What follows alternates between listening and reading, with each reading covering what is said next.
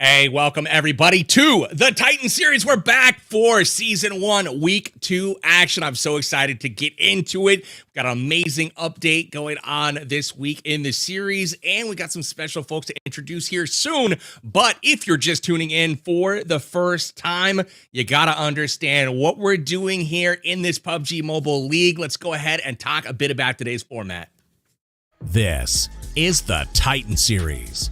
Mobile gaming's ultimate esports showcase. Teams will battle for ultimate battleground supremacy and a prize pool that stands at $2,000. Each Titan Series season is 4 weeks long, and teams will play in 2 divisions, the Premier Division and the Challenger Division.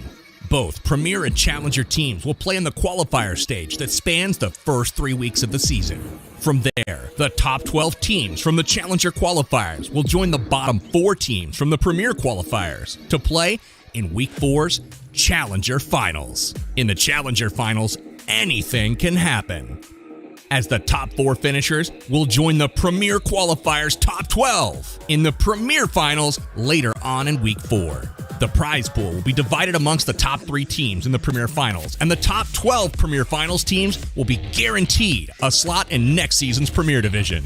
In the Titan series, the stakes are always high, as teams have the ability to climb up or plunge down the leaderboard. If you think your team has what it takes to compete at the highest level, prove it. Sign up to play by visiting titanseries.gg. You can also stay up to date with your favorite teams, look up detailed team and player statistics, and even grab custom Titan Series player cards to share with the community. This is the Titan Series, forged in fire.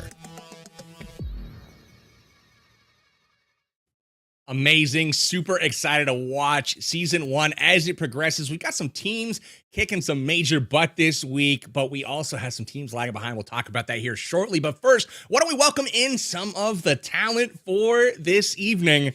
We've got ourselves some fresh new faces as well as some familiar ones. We've got Hot Jukes, we've got Wynnsanity, and we've got Neptura Network. First and foremost, we've got to introduce Wynn to the Titan series. Wynn, we've obviously done a ton of PUBG Mobile stuff together over the years. I'm so excited to have you here today. Tell the people what's going on. What's up, everybody? Yo, I'm so happy to be back with all of you guys. It's been a little bit of, it's been a minute since we've casted, but I've been following the Titan series along ever since season 0, and the production, the teams, man, this is top notch, and you just know I had to get involved. Heck yeah, dude. Super, super excited to have you. Jukesy, welcome back, my man. We're going to be getting into the thick of it. Saw some clips this week of you on social media hyping things up per usual, man. If you guys haven't followed the Titan series on social media, definitely do that at Titan Series GG on all social platforms. Really appreciate that. But Jukesy, what's going on this evening, my man? What's up, Big Papa? My dog's excited. I'm excited. Bro, I have been sitting here waiting for the past 4 hours just to be able to cast this tournament with you, PB. I mean, I couldn't be happier to be here, and I'm pumped. You are flat out lying. I feel like the dogs over there just chewing on the cords, causing a little flicker, whatever. It's all good. We've brought Neptura back to Earth this week. Welcome, my good friend. How are things going? What are you looking forward to tonight? Oh, all kinds of things, PB. All the action. I mean, if season 0 and week 1 of this season are anything to go by, I think we're in for a great 4 games coming in here tonight. I'm looking for a lot of stuff, honestly, from a lot of different teams. I'm sure we'll get into all that a little bit later on with all the standings and everything, but I'm expecting a lot of high action coming in here tonight, PB.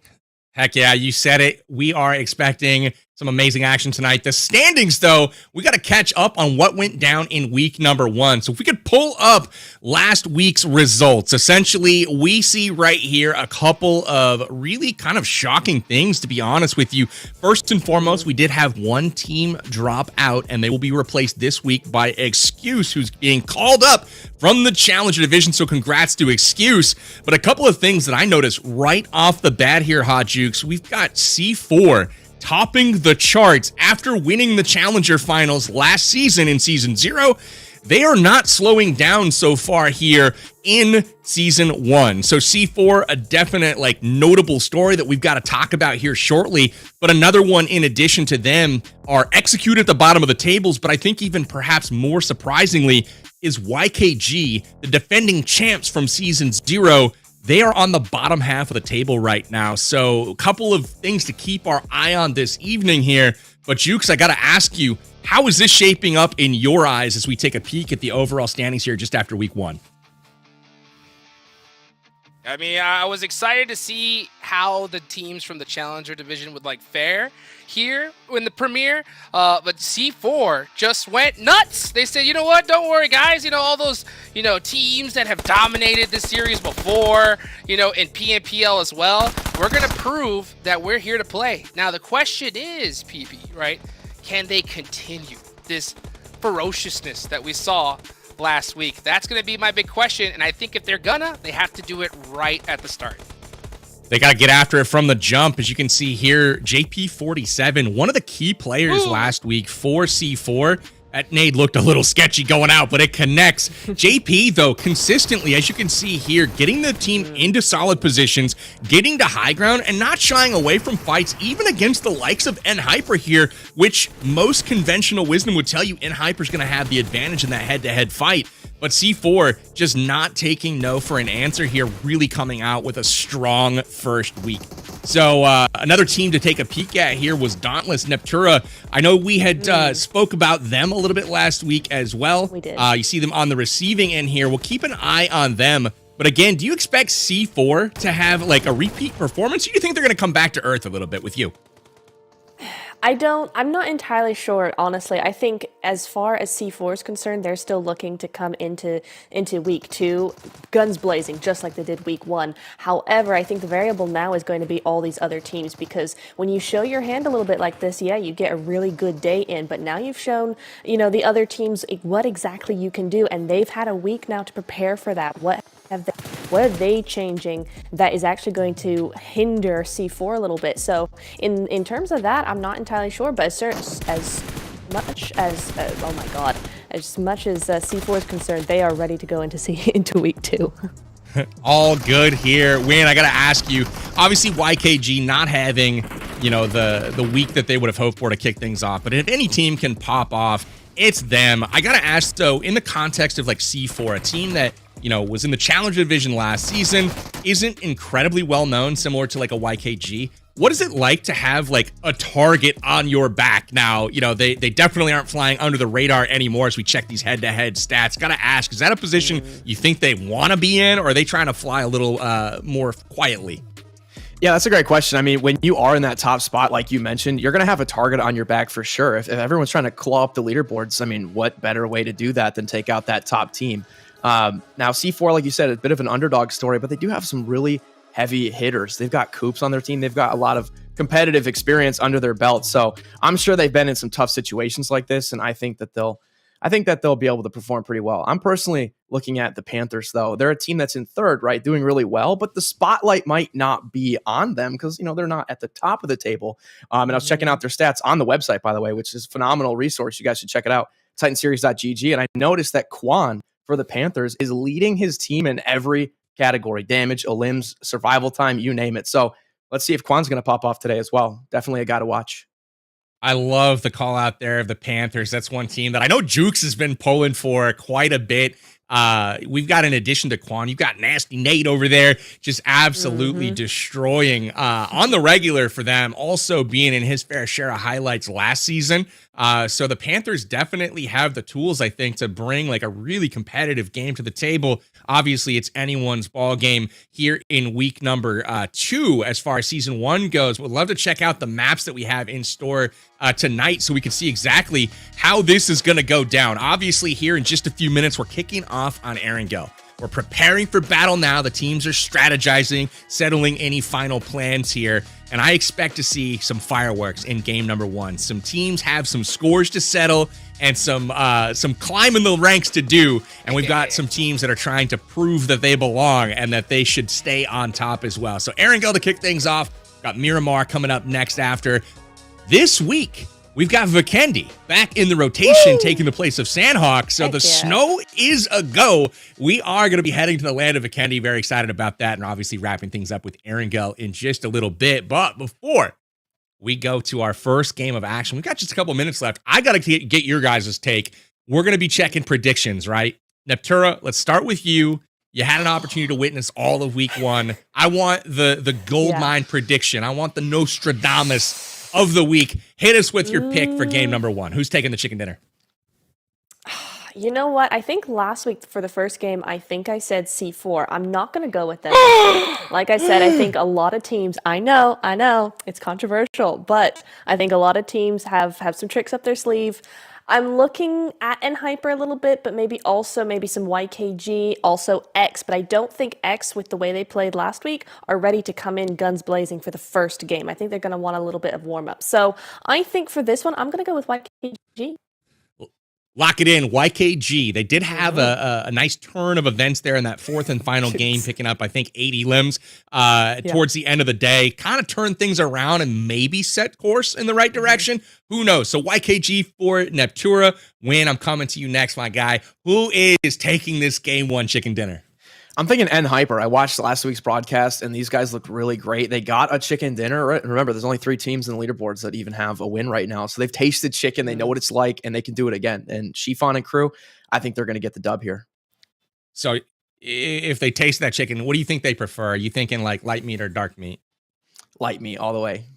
Top shelf. Okay. Fair enough. Fair enough. Win in Hyper. Light meat. It's coming up. Hot Jukes, coming to you, my man. Both what wrong. do you got for predictions? Both of them are so wrong. It's crazy because JP stands for, hold on, ginormous passion. And that is what C4 has. That's right. Because they dominated in week 1.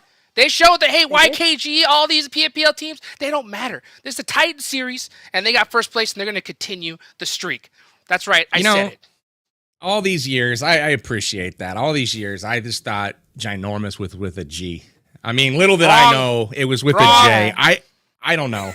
Maybe not. I'm gonna come in not going with any of the front runners.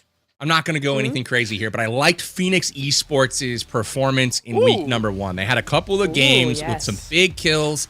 I think that they can back that up. Let's see if they come out hot here. I'm taking Phoenix Esports in game number 1 here on Erangel. And with that, I am going to be taking the cast here along with Wynnsanity for game number 1. Hot Jukes, Mustache Dave, Win. We'll be back with you guys in the later rounds, and we'll check in, obviously, with our analyst Neptura after each game today.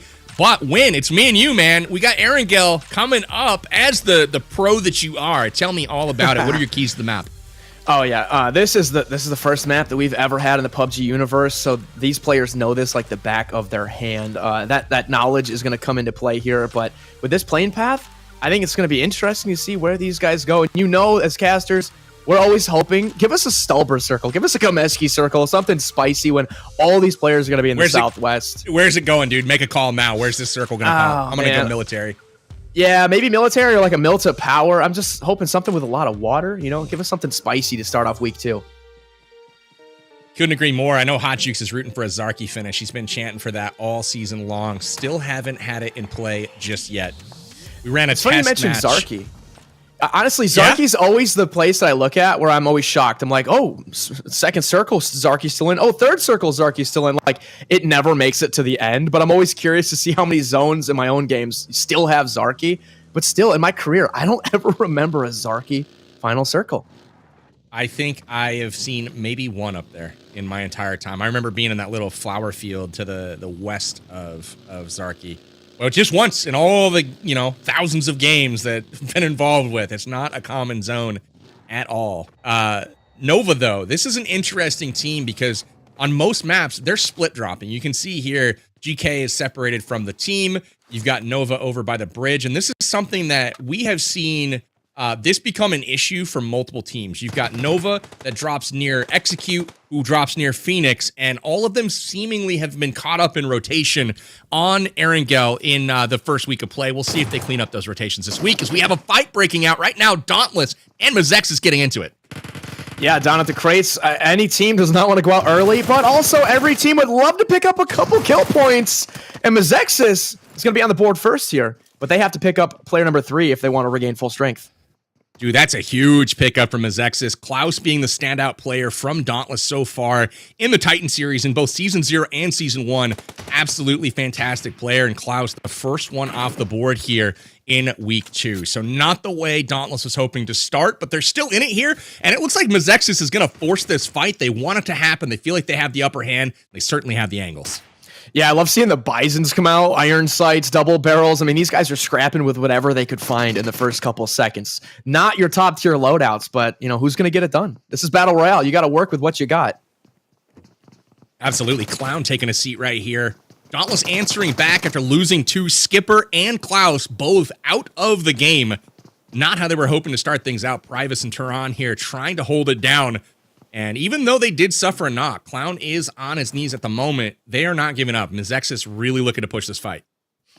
Yeah, you're right. Both teams striking blood here. And honestly, even if they pick up a couple points, it's going to really hinder their performance later on. Ooh. I love that little peek by Remix.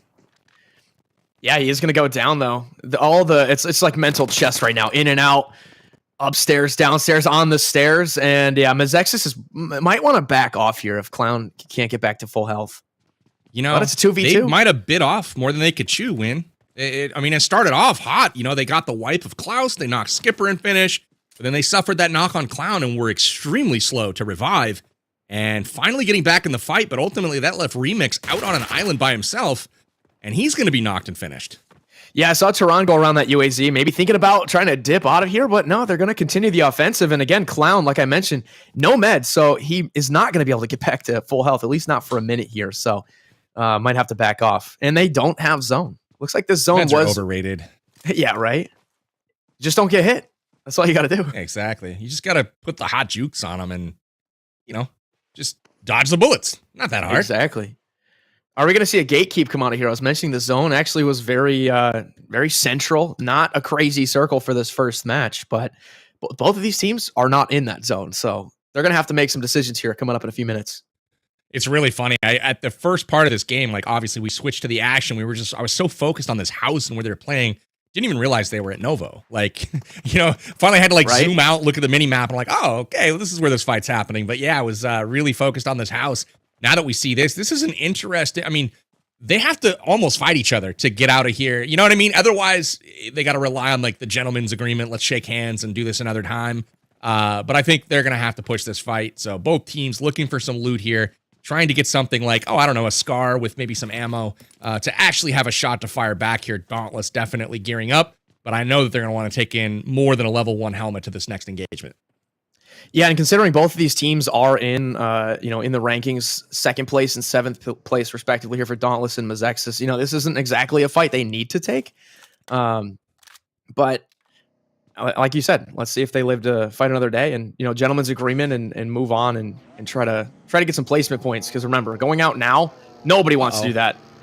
Yeah, I was going to say on the mini map, I was seeing some little blue circles come into the mini map there. What? I didn't want to believe it, but we got another team rolling through. Maybe they landed South Military. Look at Fishy, though, on the mini-map. He went to the right and is behind Azexis right now. Yeah. I don't know if they know that this team is there or if they're just coming by to loot. Clearly they're going to see open doors and loot and realize that someone was here. But Dauntless, at this point, they're like, yeah, we're out. Bye. With a whole other squad rolling up, and they're super shorthanded. Yeah, Dauntless getting the heck out of there just in time, leaving Azexis to... get kind of picked off probably by this other team that's moving in, but this does not look good for Azexis. Yeah, going prone right there. This is pretty much all that they can do. I'm sure there's going to be signs left behind, like you mentioned, open doors, not as much loot. This team is going to be aware that there was definitely a scuffle here, and if they see those dead boxes, that's going to be a big giveaway.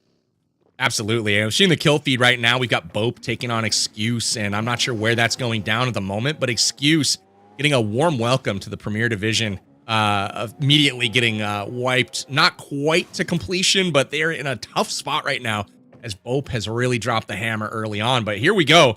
We've got the wanted vigilantes entering in. Soulfly with no gun out. Oh, Clown. Okay, he did get it. He's going to get the kill point, but that just alerted the rest of wanted vigilantes that there's somebody in this warehouse. And vigilantes are in 14th. They want to get these points. They're going to be a team that's hungry, so they probably won't back off from this. I'm so thankful Clown got that elim because, dude, that guy had no clue he was there. Could you imagine? You think you got Novo, you're just looting up, and then all of a sudden there's a guy just chilling in the building.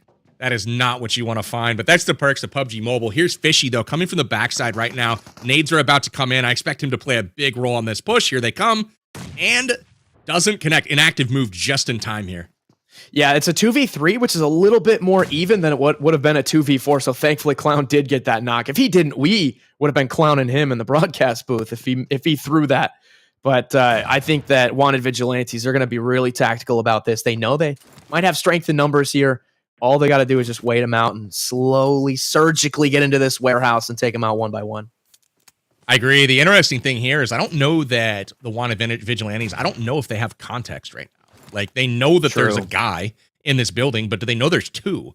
That's the interesting thing for me. It's like, do they know what they're walking into here? Do they assume it's a full squad minus the one? I don't know. But Clown here trying to hold off Nemesis from making this entry. They've smoked both entrances here, and the collapse has begun. Vigilante's definitely playing for these points, and that's one thing. When I'll explain, just for you, the point structure has changed from the last season's PMPL structure to where rank points now are far less weight. Basically, for first place, you can get 10 points. Second place, it drops all the way to 6 points. So the elims are everything. The teams that are playing aggressively and going after those finishes are the ones that are appearing on the top of the leaderboards.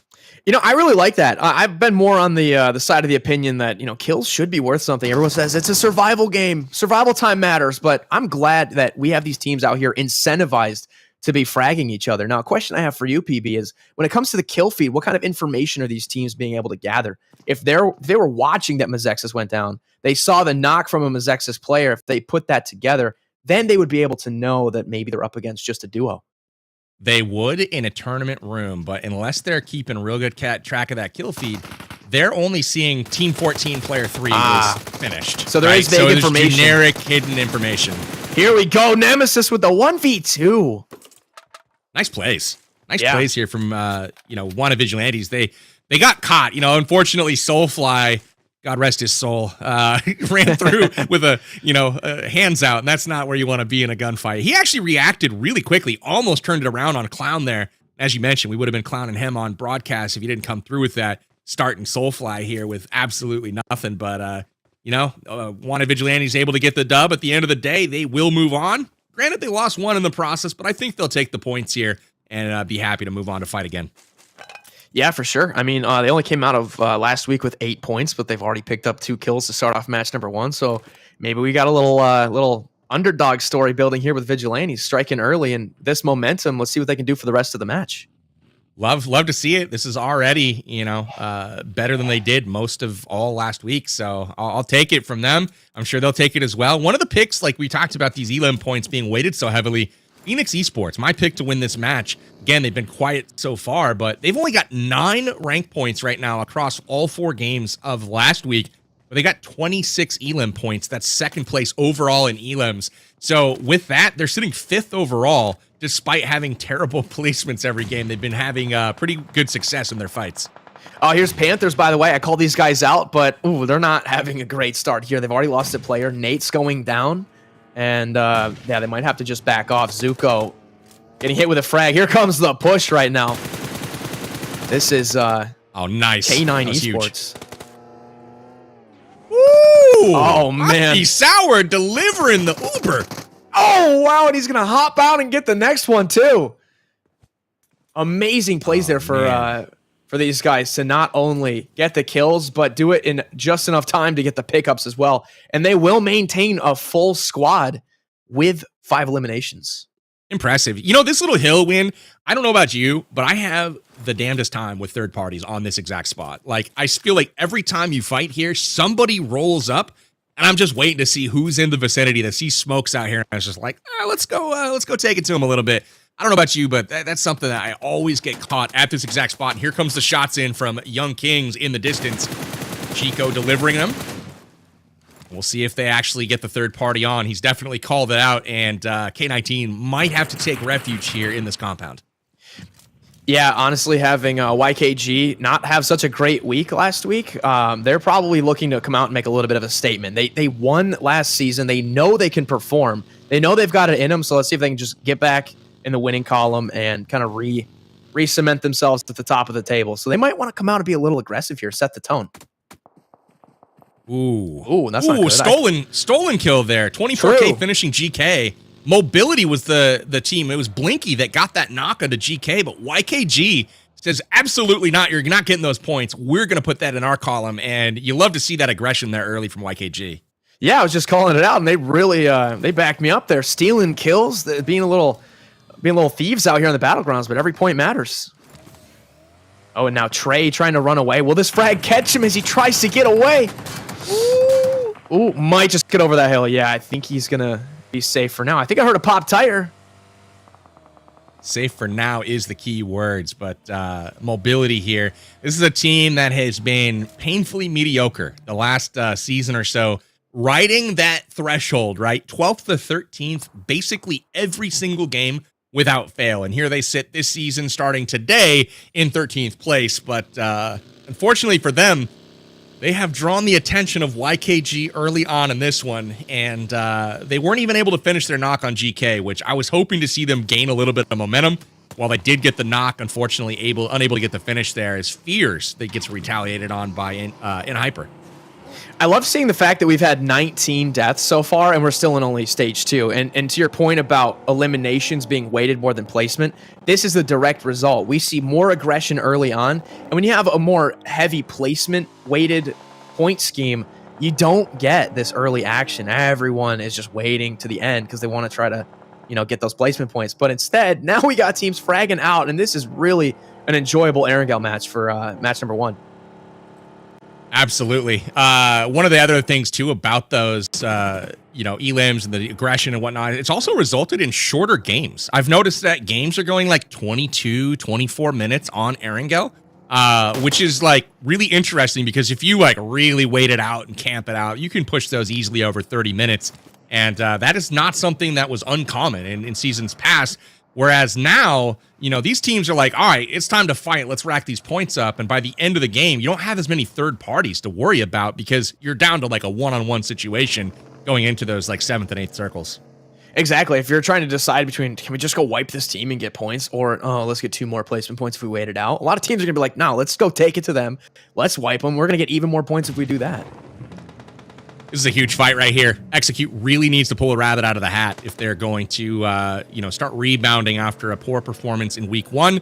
Again, this is a team that a lot of people expect a lot from. We've got obviously Tensa here on the squad, formerly of the Pittsburgh Knights. We also have some really talented players in Fate and Jason. They are looking to do damage. Week 1, they didn't have it, right? 5 points scored overall in week 1. That includes rank. It includes the elims. 5 points, and that's something that ultimately that's just not going to get it done. And this is a team that does not want to be relegated. I don't see how that could possibly happen, but they've got to turn it around and prove they belong. Yeah, exactly. It is demoralizing when you know you can perform and an entire week goes by and you only gain single-digit points. But it's to their competitive mentality to bounce back. Are they veterans of the esport, veterans of the game, where they don't just let one bad week affect them? And we will see. We'll see how they perform today and turn it around. I mean, it's only been 1 week. So however the table looks, it can be flipped on its head with just one more week being added in. Absolutely. Couldn't agree with you more, Win. We got the map up on the screen. The zone is pretty forgiving right now. Very central. No hard shifts either way. Basically everyone in the circle at this point. You can see Dauntless finally making their way in. They chose to go all the way to the other side of that bridge from Novo to squeak their way in. And they have made it alive, which is what they were hoping for with that disengagement earlier. And now these teams will all be jockeying position. I feel like this next circle shift, hopefully it's a doozy and we see some scrambling to pick up that position where it's going to be most effective. Yeah, so just 10 seconds for this next zone to pop. But honestly, looking at that map, it didn't seem as congested as it normally would. It's the fact that we've got 20 people already eliminated, and you're starting to see some teams already adjusting their strategies. We've got one player as a solo, a couple of duos. A lot of teams are not at full strength. And as soon as you lose 1 or 2 guys, and switching train of thought here. I was hoping for that exact zone. I didn't say it, but I wanted that river to be a factor. It was really the only geographical thing that is left on this circle to mess with them, and we got exactly that. Yeah, this is toxic. Bro. There was no one in this circle at all. It was like everybody was good, and then everybody was not good, all at the same time. You can see the quick reactions of the teams, the players, all of their IGLs saying, oh, damn, we got to get moving. You can see that bird's eye view of the map. There is cars scooting everywhere. Everybody, I mean, Shaggy and Scoob are in the mystery machine. They're trying to get to zone here. And looks like the Golden Eagles on the top of Rozhok Hill here got a really nice bird's eye view, but ultimately may not have the most cover. So we'll see if they get crashed here. Yeah, exactly. As soon as that zone popped, almost every single player icon turned into a little steering wheel. I'm talking like at least 30, 40 vehicles at once just got the engine started and rolling in. And here we go, Vigilantes picking up potentially some more points. These guys bottom of the table, but they're not afraid to come in here and try to shake things up. No, they're trying to put some points up on the board, trying to change the narrative here in week number 2. Steve-O, this man, the freaking enemy of broadcasters worldwide. I tell you what, Win, you weren't around for it last season, but this man spoiled one of the highlights of the ages. We had like a 1v4 going on, and then Steve-O from the third-party off angle just earholes the hero of this. It was like, really, Steve-O? Anyway, so got to bring that one back every once in a while. And Hyper, though, this is a team that they lost one early on. I don't know if they have, let's see, they got 2 left at this point in time. And that is something where even though they're missing 2 players, I mean, hell, they came out last week with 1 person shorthanded. They lost GK for map 1 last week. They won the map with 3 players. So shorthanded does not seem to bother them much. Yeah, honestly, anything can happen as long as you take the right fight at the right time. Even if you're underhanded, you can, or shorthanded, you can still pick up some points, right?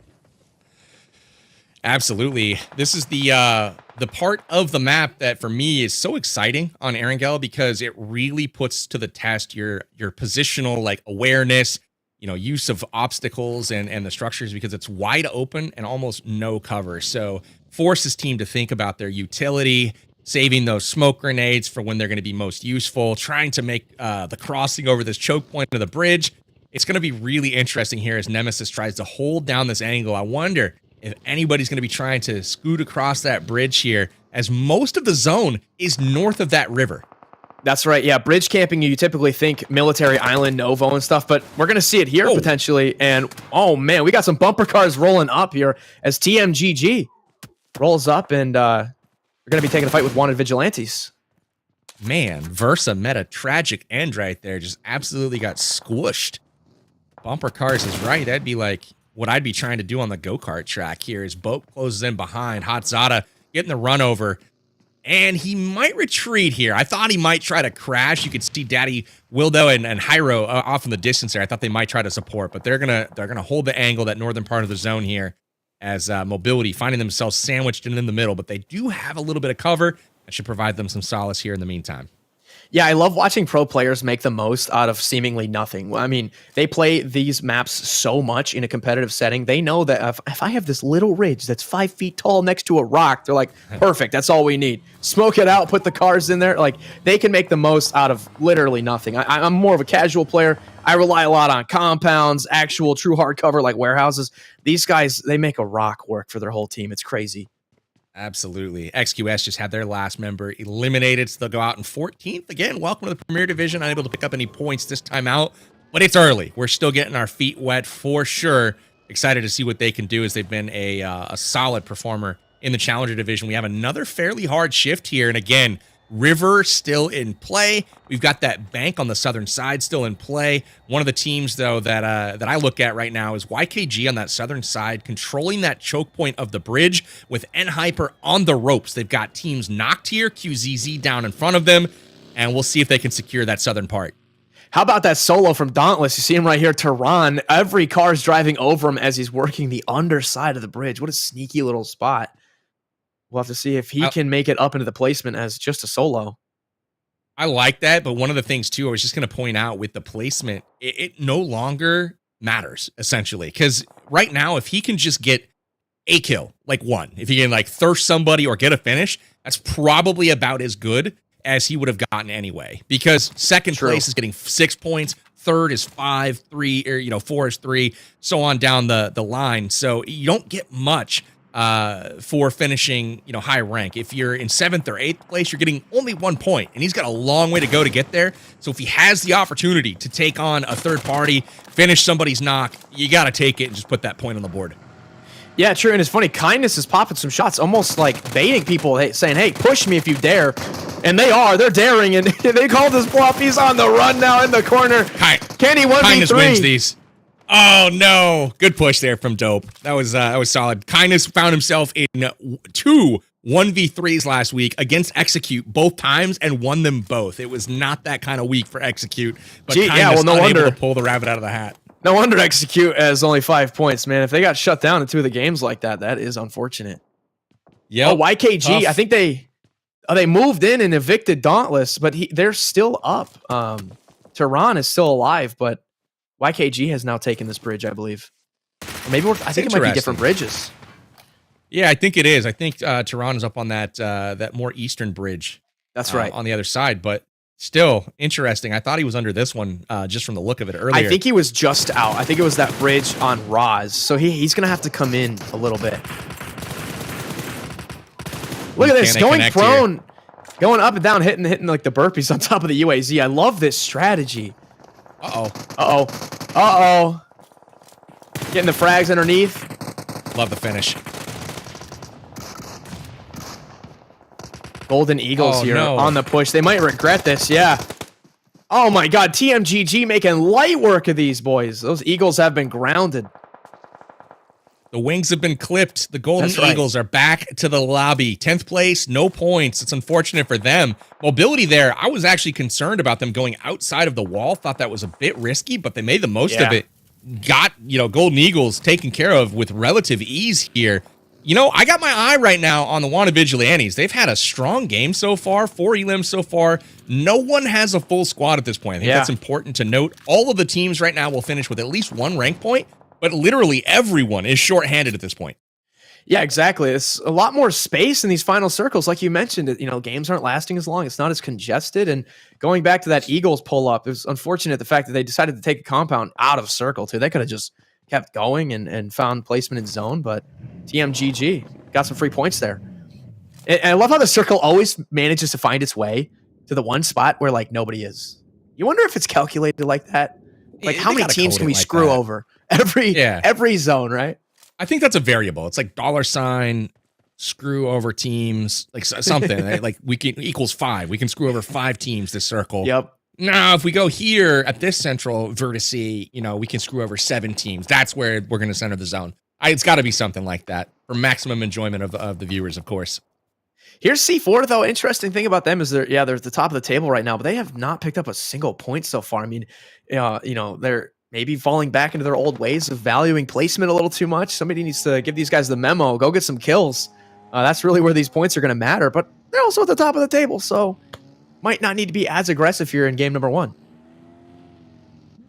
Definitely not. Dope has been a bit quiet. They had this one fight here against Kindness, but other than that, haven't seen a ton of them so far. They do have 3 elims so far, but look for them. They typically work this hillside, and they like that high ground. I want to see if they take up a spot there, because there's not a whole lot of places to hide that are not currently occupied. A YKG bringing the thunder. Ooh. Okay, well. C4 getting a finish, too. There we go. Yeah, C4 finally picking up a kill point here. Now we have top 7. YKG still in. A lot of the teams that we talked about are still doing well, except my team, of course. I talked about Panthers. They're out, but YKG looking to make a comeback. Is out, too. Yeah. I thought maybe I could get an underdog dark horse pick for this first one. I was looking at your elims from week 1. I was like, let's pick them. They're due to have a good rank game, maybe.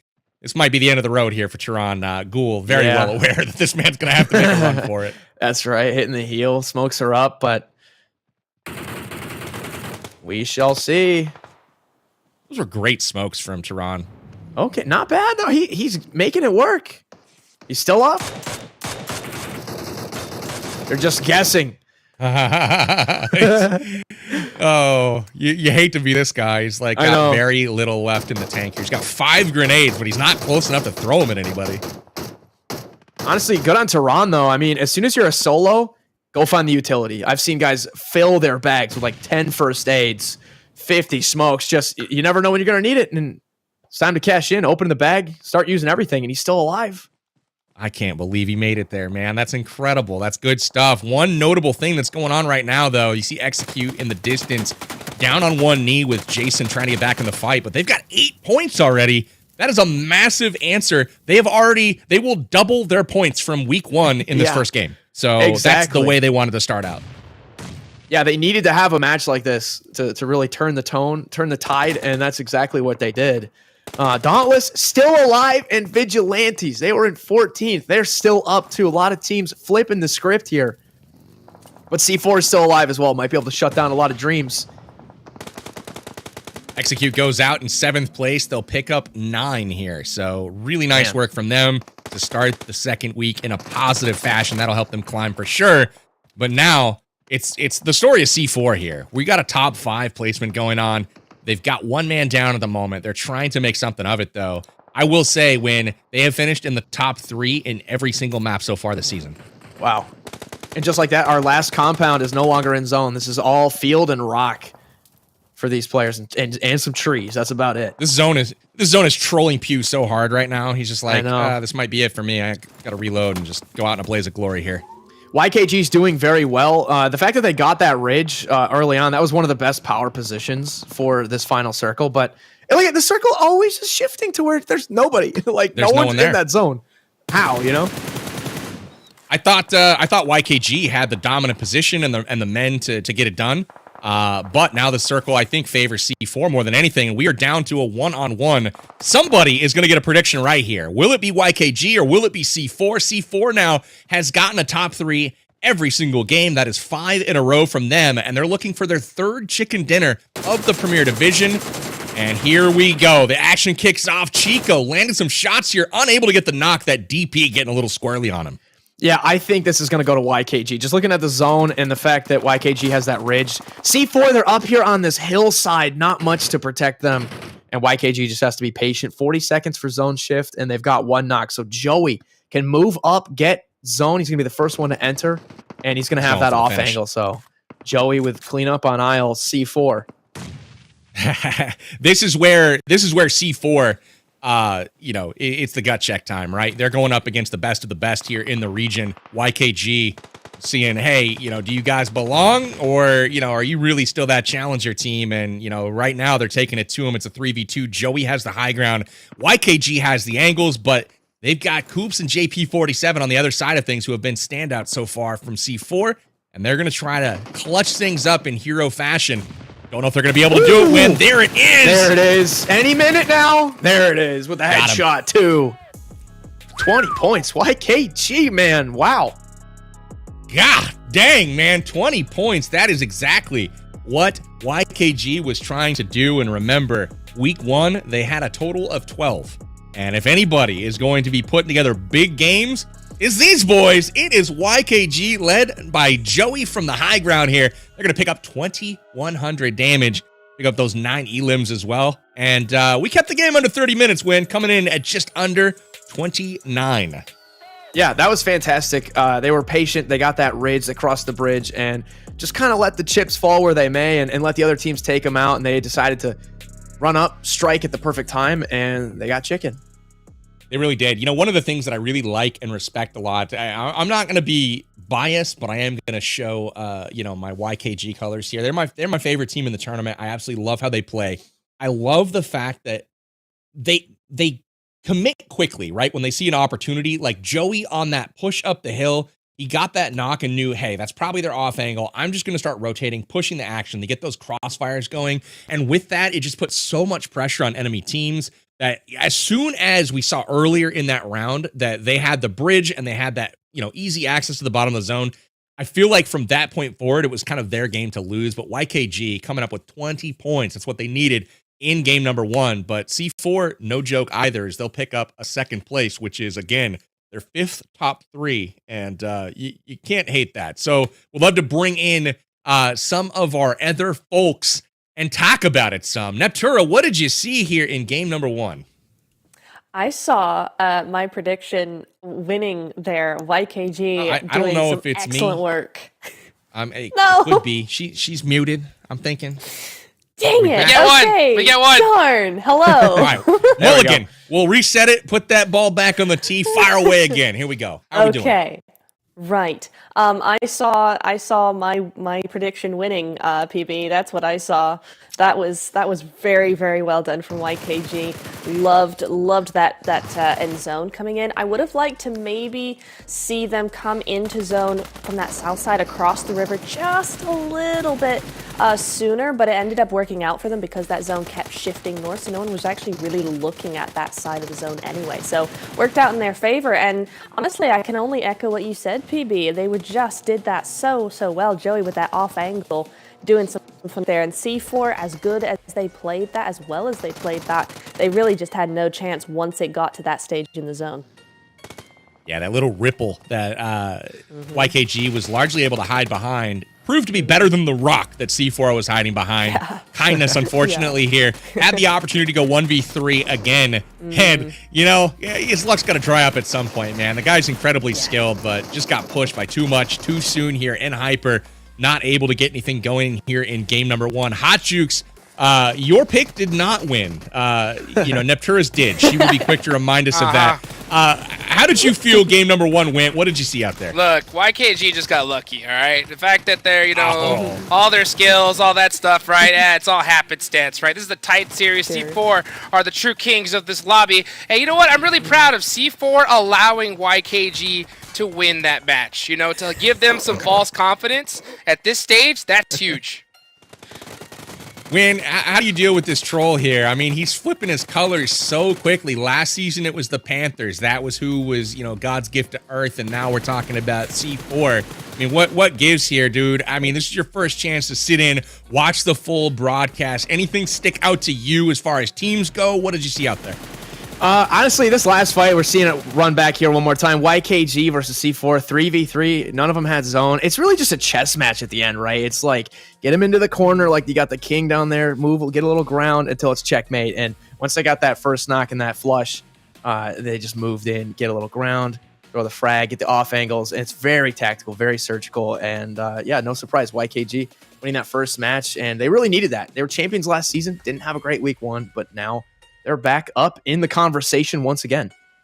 Look at that. Number 1 overall here in game number 1. Couple of teams to put our attention on really quickly, though. Wanted Vigilantes and Team Mobility, both near the bottom of the table.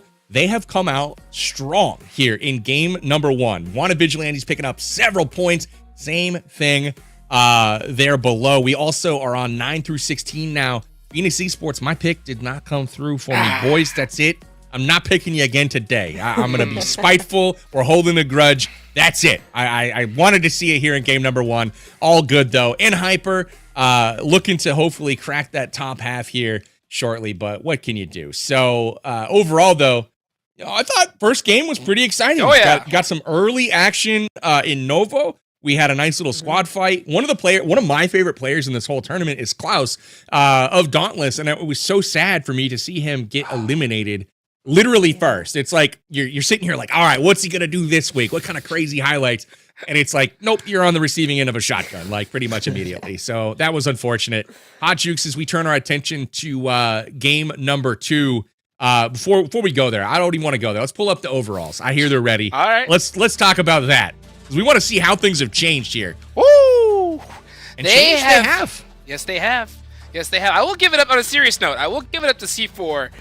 Their consistency is something to really look at. Seriously. I mean, I looked at their position. Every time you get a split zone like that with that river, it's tough. You have to make a coin flip, right? Is it going north? Is it going south? And I saw how they rotated into that zone. A lot of teams would have gone out way early, but they stuck out and still got that top 3 finish. YKG waking up. We've been waiting for them, doing that. And finally, we saw something from Execute. No longer in last place.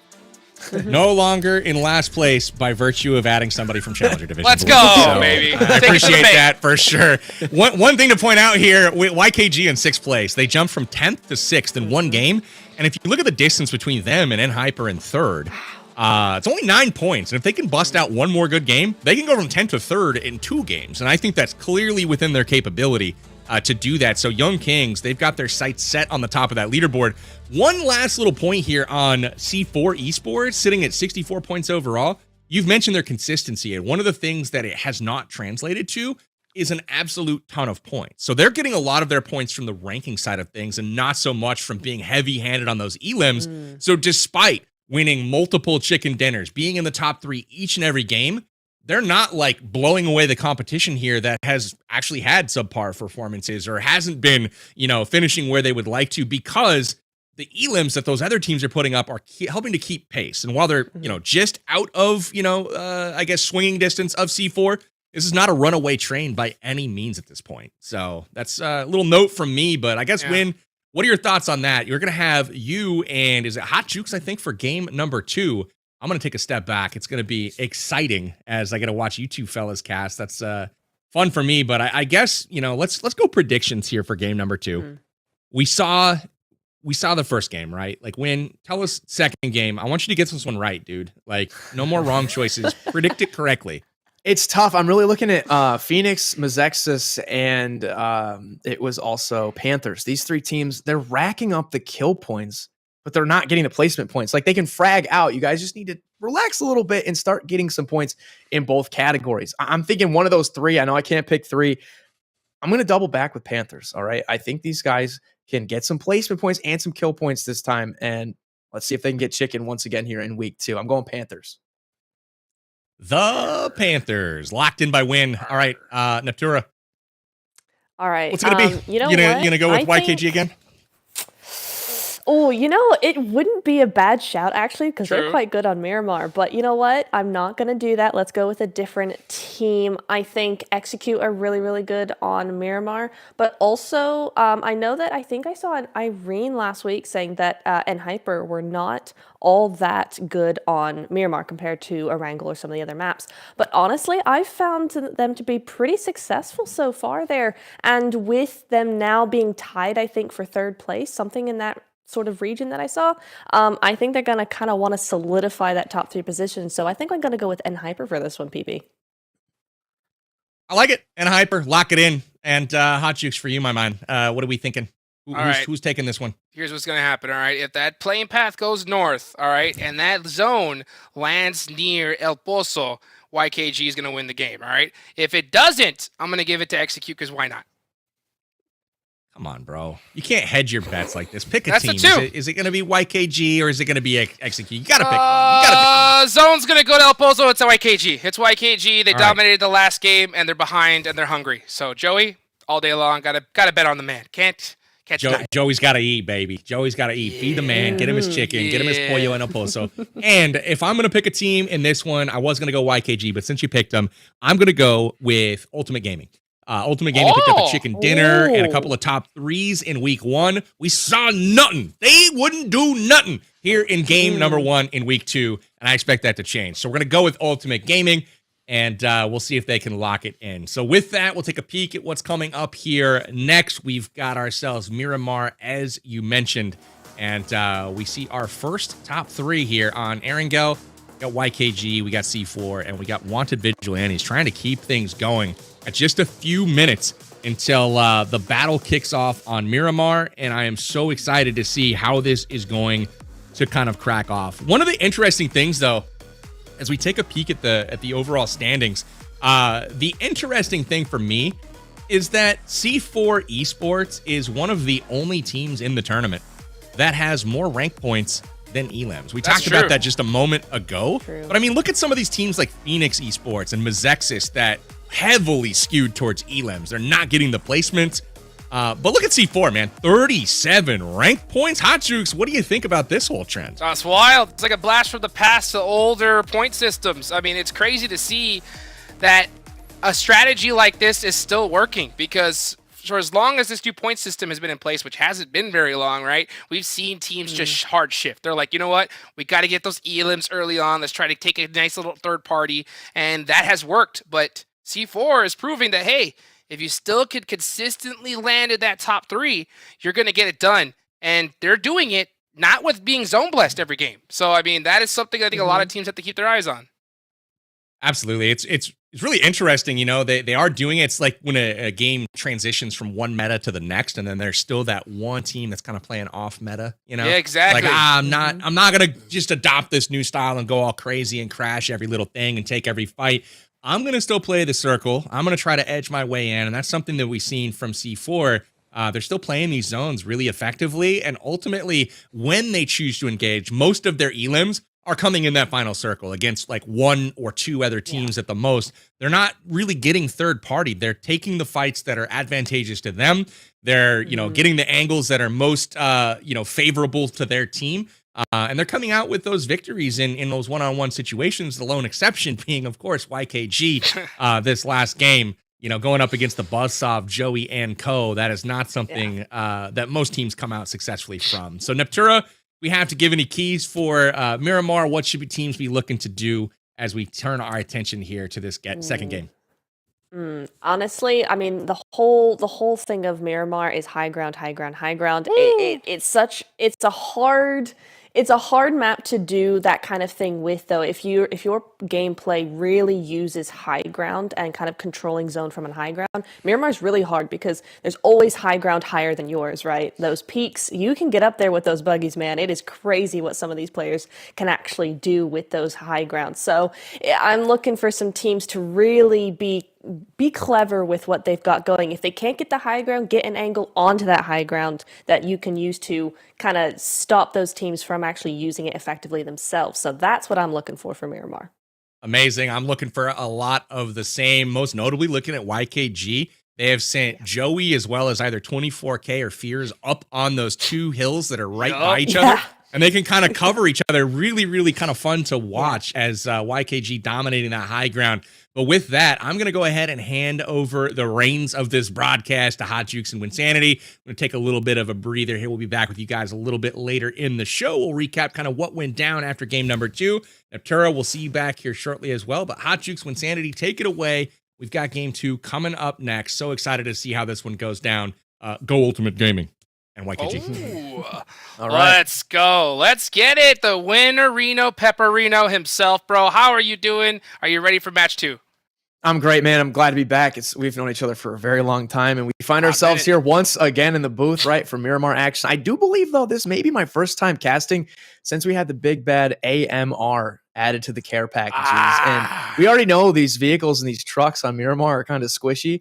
You hit them with one of those, and dude, it's game over for our full squad. I can attest to that. I've done it to a few squads on Miramar myself. Nice. I mean, I like what Neptura said about high ground, right? We've seen and Hyper dominate from that. They were like the real squad that no matter what map it was, they go to that high ground. But like PB mentioned, YKG seems to always get to that higher ground with that buggy. So I'm interested to see that. And I don't think I've seen an AMR finish on Miramar yet, so that's the key. That's in my bingo card for this game. That's for sure.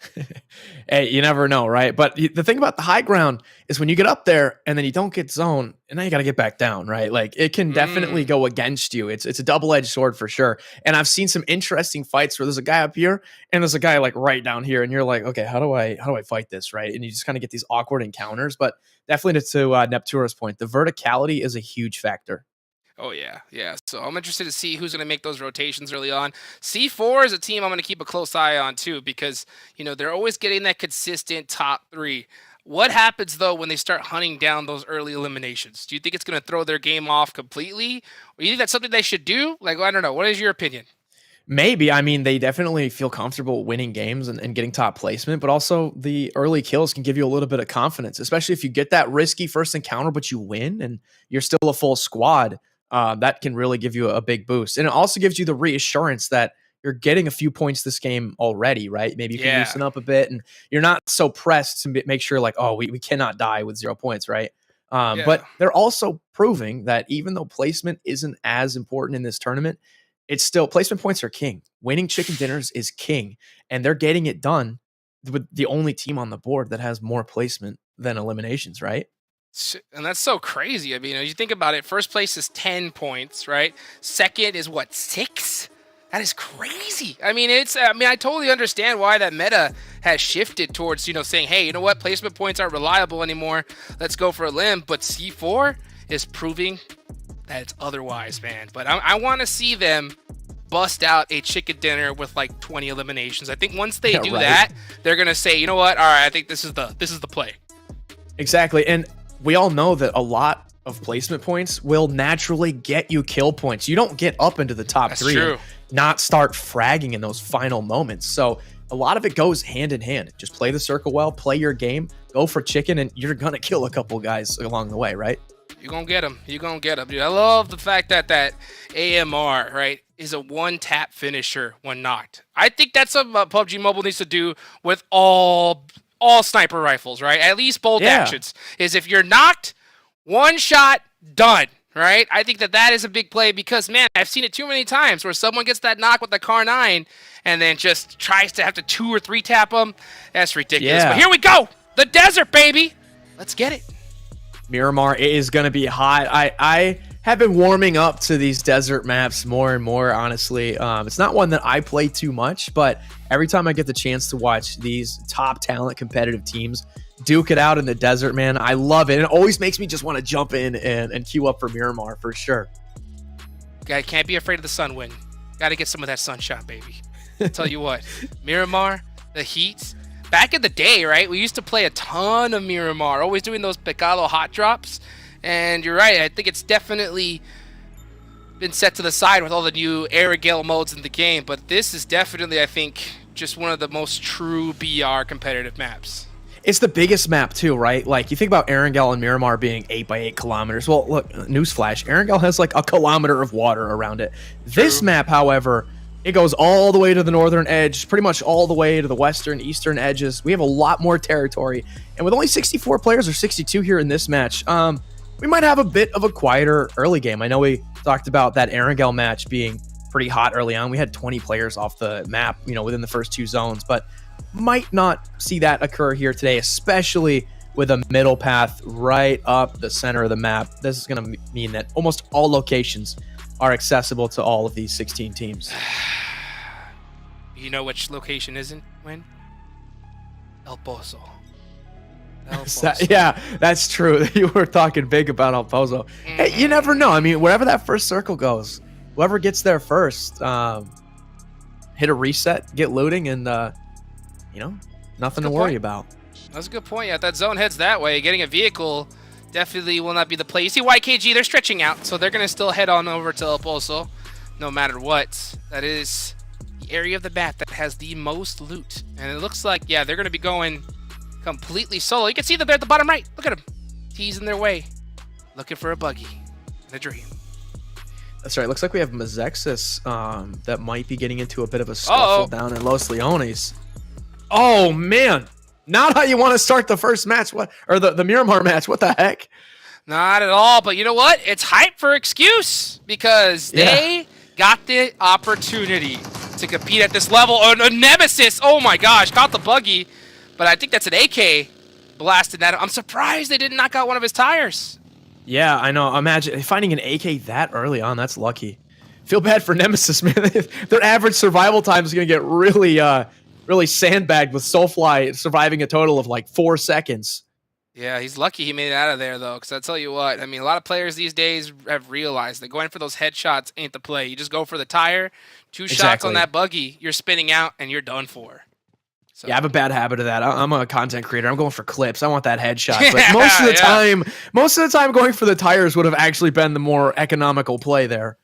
It's so strong. It's so strong because, I mean, man, they pop so quick, they spin out, and then they're just stuck out in the open. Worst case, you just throw a nade in that direction. And Nemesis didn't have anything to his name, so he would have been definitely done for. Oh, dude, you pop the tire, they spin out, and they spin, they're facing you. It's right there on a silver platter. There's the headshot you were looking for, Take it to the bank. Take it to the bank, baby. See that? Huh? Excuse, baby? That's his name. So do you think we will see? I know I mentioned the AMR. It's not as easy to acquire, but DMRs, sniper rifles, it's always the classic talking point with Miramar. Not going to see as many, maybe SMGs or at least like DBSs. Like some of these guns that have been emerging as very powerful up close. Well, sometimes you're not up close on Miramar. It's just the fact of the matter. Miramar is that map that you just want to be as looted to the teeth as you possibly can. And speaking of baby goes down to fishy, so it looks like Wanted Vigilantes gets a little bit of revenge. Both those teams are going to rock 3 players for the rest of the match. But yeah, I mean, you want to just get that weapon that you're going to be looted to the teeth with, because Miramar is so huge. You want to be able to knock out those vehicles and still have utility late game. So we've definitely seen a lot of those minis come up hot here in Miramar. But man, Executed Wanted Vigilantes are just going at it nonstop. Yeah, XQS, I wanted to point out, that was their first point of the whole tournament. They came up here from the lower division, and that was their first point, and now they have their second point. Excuse Matt dancing at him. Dancing on him. So Excuse gonna rock 2. At this point, they should be most likely hunting down Wanted Vigilantes. Nemesis has to play this very quiet, because if Excuse realizes that he's there, they're gonna full send on him. Oh, he's gonna throw a nade too? No way. Oh man. Yeah, don't do it, bro. He throws that nade, he's done for. Tell you that. All these guys need to do is get, up into the top 12 in order to solidify kind of that top placement for our structure here. But that's not too hard to do. So if they can pick up, they've already got 2 points. If they can pick up a few more, that should move them up the leaderboards with next week to play as well. Heck yeah. That would be huge for Excuse. Plenty of time. Yeah, there's plenty of time. So far, those teams at the bottom haven't really put enough points to really, like you mentioned, make it impossible for them to do it. So if they're able to continue here, get this 3rd player from Nemesis, and then go on and win this game, I mean, yeah, they're definitely in contention for top 12, pretty much right off the rip. Yeah, I mean, really, our cutoff right now, 17 points. That's not a crazy mark that they could hit today if they really just have 2 good games. Heck, 2 or 3 good games for sure. Yeah, right? 1 good game, you're right. I mean, it's going to be hard with 3 players, but at the same time, True. It is possible. Steve-O is going to probably... He's trying to figure out a way to support Nemesis to get there safely, but Nemesis is completely stuck. You can see Excuse, they're hunting down. They know that there's one player that has been chilling here this whole time, and they're going to find him in the next few seconds. Are they going to hear that pin pull, though? That's the question. Oh, they heard it. He's moving. Oh, yeah. Okay. It's on. He's like, I'd rather go down fighting than laying on the floor like a snake. That's right. 50-round Tommy, though? Full health? I think my money's on Nemesis, man. These guys, really? They played well last game. They got into some close quarter scuffles early on, and they were able to persevere. Let's see if he can do it again today. If his homie, too, from Vigilantes, if he can come up and help him out with a little bit of support. Steve-O's going to have to come up with a real cheeky off angle here, because this is a tough building to support. But, yeah. If he can catch Excuse, yeah, like right there, through a There it door, that could help it out. He tagged him a lot, so he's going to be giving those comms to Nemesis. I wonder if Nemesis is going to actually risk a jump out here. Yeah, he could have made a play off of that. I don't think he's going to go for it. Yeah, Steve-O has to make a decision. Do I help out and full commit and risk us both dying, or do I abandon Nemesis? Same thing goes for Excuse, right? Like, do we want to continue to waste our time? Oh, look at that! The vending machine! Always love to see it. Always stop for a drink, right? You've always got time to grab a quick beverage. That's right. Stay hydrated. Very important. Safety first, then teamwork. I'll tell you what, though. Every single second that goes by here is just horrific for both these teams. Exactly. You're burning your utility, your meds, your vest is getting shot up. You're not really getting prepared for mid-game. It's all getting wasted right here. I wonder what Nemesis is going to do. At a certain point, you have to commit to a play, right? Excuse is going to just sit, wait, throw utility, try to get lucky. But at a certain point, you have to make that commitment. And that 3rd player of Excuse on the hill, he's the one that's really shutting down Steve-O. Oh, there it is. Yeah, Steve-O, he's going to see that. He's immediately going to have to run, because now they're going to come to collect. He's like, where is he? Steve-O out of there. So Nemesis, I think he should have made that jump out play when Steve-O popped him most hard. I mean, when Steve-O said, I got him one, he could have commit down and got him cleaned up. But hey, Vigilantes are still in it, though. They got some players out early last match on Erangel, and they were able to even get up into the placement. So maybe Steve-O go find a nice mountaintop and chill out, get a suntan on. He's going to need it. He's going to need it, because this is going to be a tough one. Let's see where the zone goes. Does it center on up? Does it hard shift? Looks like it's going to stay. Center. Yeah, nice and right on top of Pecado. El Pozo is going to be out of this one, so YKG is going to move out of this zone. And you could see so many squads already centering up and getting ready for it. I love to see that here. Yeah, it's funny that Picado's completely empty, though. If I were Bope and I saw that I had, like, we just left Picado, we know it's empty, it's in zone, maybe turn around and just go back and get that. Yeah, it's that coin toss, right? Your IGL has to decide, like, hey, do we want to put ourselves in a position if that zone's going to go off, you know, or is it going to go back? Who knows? But that's always the toughest thing to do in competitive, right? When it comes to rotations, is making that right bet. Yeah, so much of Battle Royale is a guessing game. You just have to make plays that are going to, you know, always kind of be more in your odds, but you can never be sure. There are no 100% when it comes to PUBG Mobile. I'll tell you what, though. If that zone goes back to Pecado, they're going to 100% be pissed. Yeah, right? Yep. So that is something that they're going to have to really consider here. Bope centering up. A lot of these teams, I think, realize the stage and what's really at stake here. So we're seeing teams play this very, very carefully. Not a lot of crazy action going on. And Hyper always finding some high ground in the lobby. And they got their eyes in this spot for right now. I wonder if we're going to hear those shots pop off. Yeah, we did guess if it would be a little bit of a quieter start here, given how big this map is and a little bit more favorable of a playing path. And I think by this point on Erangel, we had already had 15 or 20 players that were completely out of it. We've only lost 4 so far. And we have all of the teams still in it here. So definitely a quieter start, but you feel that tension building a little bit because those final circles are just going to be a little bit tighter with so many teams still alive. Love that player name right there. Daddy Wildo. How do you think Daddy Wildo's going to do this game, Win? Daddy Wildo, I've been following his career with great interest since about 8 seconds ago, and I have a good feeling that he is going to come out on top here. I'm thinking double digital limbs, you know? Oh, okay. Yeah, Daddy Wildo. All right. Daddy Wildo getting the Wynnsanity blessing. I can't wait to see if it actually works out. I mean, heck, you can ask for a better Kindness. Look at this angle. Kindness is looking at him, though. He's looking at the Wilderino.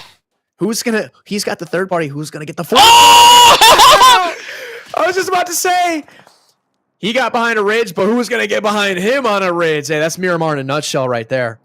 Yup, Kindness. You can't play with your food, buddy. You know, otherwise, you're going to get taken out there. So Trey from Team Mobility Game is going to pick up a massive player, and they know that that is in Hyper. So I wonder how these teams are opting to play this. Wait, they added monster. Since when did they add monster? They got monster trucks. Miramar. Did I miss the memo there? I did not know that was a thing.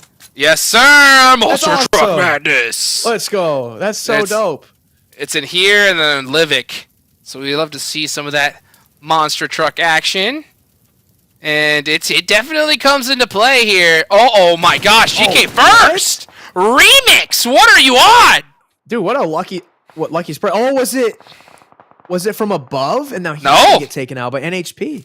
That was Peralta, right, but it was Remix right there from that position. Nice little snipe. That was beautiful, but he's going to have to figure out a way to finish this off. Unfortunately, his player that had the high ground got eliminated, so you can see on Hyper going for that res, and Rin's going to get it off. I think he crawled down and is like, you know what, I'll just take this spot if no one's there. Remix. Looking for some fingernails, some toes. Trying to thread the needle through the window. I wonder if he's going to start shooting at that other vehicle. QZZ is coming to support. That's really, really smart. Where's the rest of Mizexis, though? Yeah, that's a good question. Oh, Clown and crew are up top on the top right of the screen there. I think they might come down to support Remix. They should have been there way earlier, though, especially considering that he got that knock on the GK first, and they should have definitely been on their way after seeing Rin come to support him. I mean, that is a really terrible spot to be in. And that's why QZZ got this off angle, because he knew that, hey, if a team comes on top of this hill, I have to be there to help support him. So nice thinking from them. But yeah, Mizexis is just, it looks like they're like, hey, Remix, you're on your own, buddy. Yeah, a little staring contest right now. They don't need to take this fight, but they are kind of in this gridlock. But you see Bope in the background. I wonder if they're listening to this in the distance and want to get involved. they're not just listening, right? I think Rin just got popped by Bope with that Car 9. Yeah, On the side. So that hurt. QZZ all foaming at the mouth. He is hungry. He could tell he's got them shimmies. He's ready to take on this 1v1 because they really do need to take out this off angle. But it's a risky play, but this is why I love Hyper, right? They're willing to understand the situation and make those risks. I love where Remix is, but man, when you're on a rooftop, you're so exposed from many different angles, and he is right on the edge of zone. That might be a factor in a few minutes if this just becomes a stalemate much longer. I wonder, did they see him or what was the case here? Oh my goodness! QZZ forced to push up into this. Is he going to bait the frag or actually throw the frag? Bait it out! Oh! Oh, UMP meta, baby. Too strong. So yeah, so that's it for... And Hyper is now completely stuck. And I guarantee you, Mizexis and a lot of these teams that realize it's Hyper are looking to take him out now. Yeah, Remix didn't even get touched on that. He didn't even have to pop a med. He just kept fighting right along, full health. It's a tough play. I mean, QZZ understood. He was definitely at a disadvantage, but it's the play that he had to make. Didn't work out for him, but I love the fact that they went for it. A lot of teams will just sit and just kind of hope for the best, and it doesn't work out. But I think that's what separates Hyper. Again, it didn't work out this time, but you got to understand the situation and still go for it. I think they wanted to provide support. It's just Bope has them pinned under this ridge. So he was kind of on his own over there fighting Remix. Because he wanted that angle gone. If Remix would have gotten taken out, that would have given at least a door open for Hyper to try to get out of there. But I think unfortunately we're gonna have a few more minutes of these type of stalemates, just looking at each other, looking at zone. Everybody's in it. The opposite of last match. It actually centered right around almost the entire lobby. 100%. Daddy Wildo, your favorite player. Yes. He's coming in hot. He's got the blessing. He's got the Bugatti. Locked and loaded here. Hey, doing some very interesting vehicle strats. Win, what do you think about that? I just love this skin, man. If you can come in here and frag out in a tournament, but also you got the drip and the style points on top of it, man. That's the best of both worlds right there. That's Daddy Wildo, baby. Let's see. Hey, shout out to Neptura with the... She called out YKG on the mountaintops. Yep. That's exactly what they're doing. They understand. They understand that not just high ground, the highest of the high ground is, yep. And I have gotten reports in my ear that she is currently nodding her head, saying yes. That's right. It's almost as if she's like an expert desk analyst at PUBG Mobile or something, dude. Wild. I know she's got her crystal ball out there, so she can predict the future and was 100% correct. You've been talking about the Panthers. I am a huge fan of the Panthers as well. What do you think about their position here, though? It is a position. These guys need to step up, man. I've been giving them some love with not a lot to back it up. So hey, I'd love to see some Panthers action just for my own reputation here on the desk. But that compound. I've seen a lot of fights there specifically. You think you have a lot of hard cover, but you really don't. You're getting beamed by so many teams. See, look at all these windows. Why does a building need so many windows? These guys got to go prone and smoking out. You think you have a building, you're safe. They are not. It's like you have a building, but it's also low ground too. Very confident the Panthers are. I mean, they came in with 3 players, so we don't even need 4, right? Win is predicting us. That's all we need.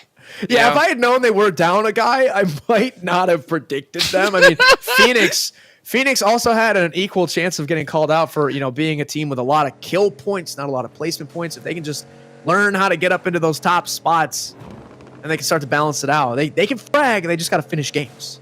Well, I'll tell you what, when you were right about Picalo, right? The zone does go back in that way. We see Dope full sending it on back there, so... Are they going back? Yeah, I said that exactly. They're going to be like, why didn't we just stay? And now they got to hightail it back to Picado. Yep, they're back and safe in Picalo. I mean, they may be going out to try to catch a third party or something, but at the same time, that is risky, right? Because if another team would have circumvented them on their way back, they could have gotten taken out. But hey, hindsight is 20/20. Yeah. They did make it safer now. Execute. Finally making some noise in the last match. Looking to do the same here in match 2. Also, Mazexis just picked up another knock. Let's see if they get the flush and get the point there.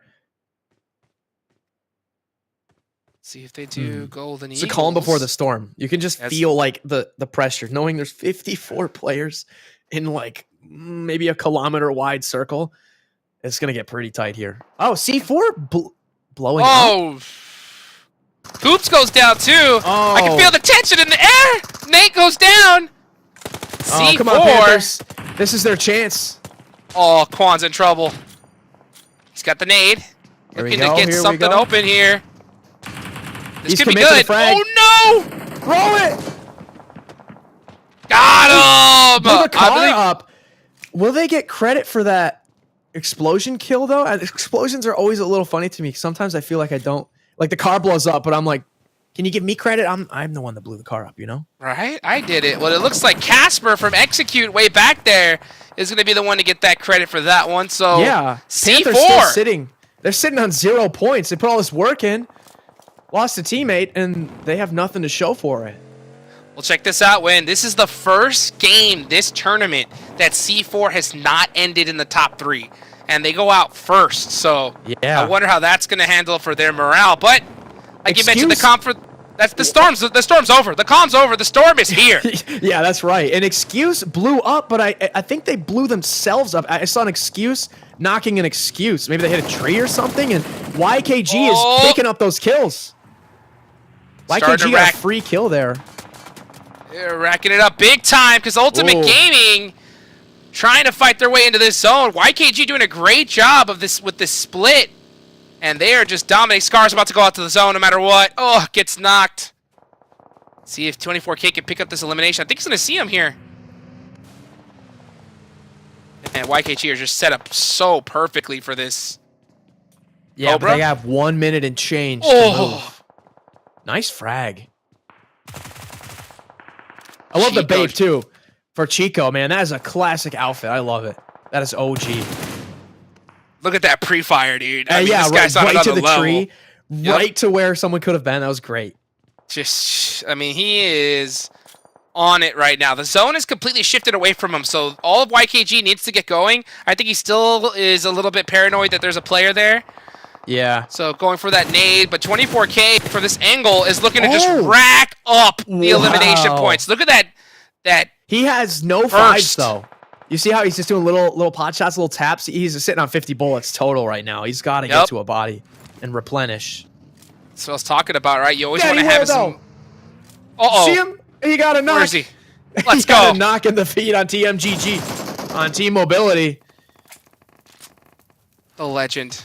Daddy Wildo still alive. Fate looking to try and catch Zuko here. This looks good. Is it? Gets him pretty big. Oh, that is an eviction grenade right there. The letter has been sent. Zuko, you better move. Yep. And didn't listen. Rip my Panthers, man. He didn't read the letter. That was an eviction notice, and he did not read it. And he got sent home back to the lobby. Fate forced to just take that buggy and run all the way in. YKG still up with 2 players, but man, they already have 7 eliminations. That's pretty good. Daddy Wildo! No. He's got to keep moving, yeah. Oh, no. Daddy Wildo going down to the zone. Dude. They're only down to a duo, but they're like, F it. Let's just start fragging. Let's keep the momentum, keep the pace up. They've got a lot of points, and everything else is gravy on top. I'd say this was a successful game for them already. It's not over yet. 100%. Team Mobility could get something done here because they are on that bottom of that zone. The zone does shift to them. Versa trying to make it to them. And who's got zone first? It's the solo. It's the Vigilante Steve-O. Oh my gosh. Solo the whole game. And he's going to get in zone first, man. Gutsy play. Tensa getting blown up there. Pew getting it done with the Car 98. Love to see some of that bolt action. But I mean, man, Steve-O finding the miracle hill. Of all hills, he picked the right one. Let's see if Klaus can get it done, though. PB was talking about him in last game. He's still alive here in the late one. Yeah, I've seen so many solos ride the zone in, eat the blue, bandage it off. I don't think I've ever seen a solo aggressively in the fray just be like, you know what, I'm going to go center zone right now. Sometimes you got to risk it to get the biscuit. And so far, he is still alive. 2 eliminations to one of Vigilante's name, so they are now in the placement point, so I think they will at least get 1 at this point. And Steve-O, he's just got a rocket of dream, man, with that nade. Yeah. He's cooking it. I think we might be up to top 6, which could be maybe 2 placement points or so. But how about Dauntless? Still with a full squad. They don't have a lot of limbs, but I mentioned placement points means you're going to get kill points. Because there's no way you're not out here fragging those final zones. So let's see if Dauntless with their full squad can pick up some kills. But there's not many left on the board, though. Yeah, they got to watch out for Fears, though. Fears has the angle! Cleans up Klaus, and he's running for that vehicle because Papa Blue is here, and it is really stinging. But hey, look at that. The wind crescenting the hood of that Bugatti. He is out of there. He knows he doesn't have to confirm that because the blue zone's going to take care of it for him. There's no way you're rezzing this late in the game, and there it is. Play zone taking that out. So chalk it up. Another YKG kill. They're up to 10 points. Crazy. And they still have had a duo, but this is a dangerous duo to have. Dauntless lose Klaus, one of their star players, so that's got to hurt. But they're trying to find a way into the zone. Steve-O got zone, dude. He's right next to, I think, YKG, and they haven't taken him out yet. He's gaming. He is Good gaming. frag. Oh, this one might hurt. Frag. Terran for 3. From downtown. Hey! Scored! Oh, did he do them both? I think he got them both. Oh, wait, he blew himself. Oh, wait, no, he didn't. Never mind. I thought he blew himself up for a second. Well, that's how you do it there. Look at YKG, 3-3-3. 24K needs to get 2, so that way they could be symmetrical. Yang put suppression to T-Mobility. T-Mobility had that full squad, but with the low ground, oh my gosh, the taps. Oh, need that headshot. How was that not a headshot, though? Yang barely missing it. I think Blinky's just too hard-headed here. I think Dauntless knows they can pick up these kills. It's a great gatekeeper. It's the spikes. It's the spikes on his helmet. That's what it had to be. Right? Got a pixel of him. Let's see, though. He doesn't... I'll tell you what. Pixels are not in his favor because that zone is complete opposite direction. YKG with this duo could still win this. I don't know about Steve-O's smoke. If anything, that just says, hey, frag me, please. You know? Sometimes smokes, it does more harm than good. That's absolutely true. And Private's looking in his direction. Oh, the low toss smoke helps protect him. But like you mentioned, that is might as well be a flare saying, hey, here I am. Exactly. There it is. See, I told you. It just says, hey, in my general direction, an explosion would definitely hurt, and it did. But hey, shout out to Vigilantes, though. Getting up to 4th place. That's 6 points total for them, so better than 0. Here we go, though. It's Trey versus 3 of Dauntless and 2 of YKG. Fears eats a lot of that grenade. Trey could spoil things, though, if Dauntless is not careful. Yeah, YKG might be able to capitalize off of a little poke from Trey. If a Dauntless player goes down, that's going to be their decision to move. All 3 of these teams with a ton of elimination points. 6 on the side of T-Mobility and Dauntless. 10 for YKG. YKG are pinned a bit, though. One nade could rule them all, though. Fears. Yang just letting Yang's that one got just... zone. Fears might get this one on private, though. Is it That's good? Private, yeah. That's Got him! And the molly to confirm. Love it. Gotta watch out, though. Trey's still down there. And he's hungry. He's looking. Trey's got to Oh my gosh! 24K goes down! Wow. And wow. Dauntless YKG went down. Dauntless. I'm speechless. Take the chicken dinner right there. Stealing it away. I mean, beautifully done. They had the man advantage. And even though one got knocked, they still use that high ground, right? We kept talking about it, and we're able to just clutch it and edge out YKG. Beautiful game for Dauntless.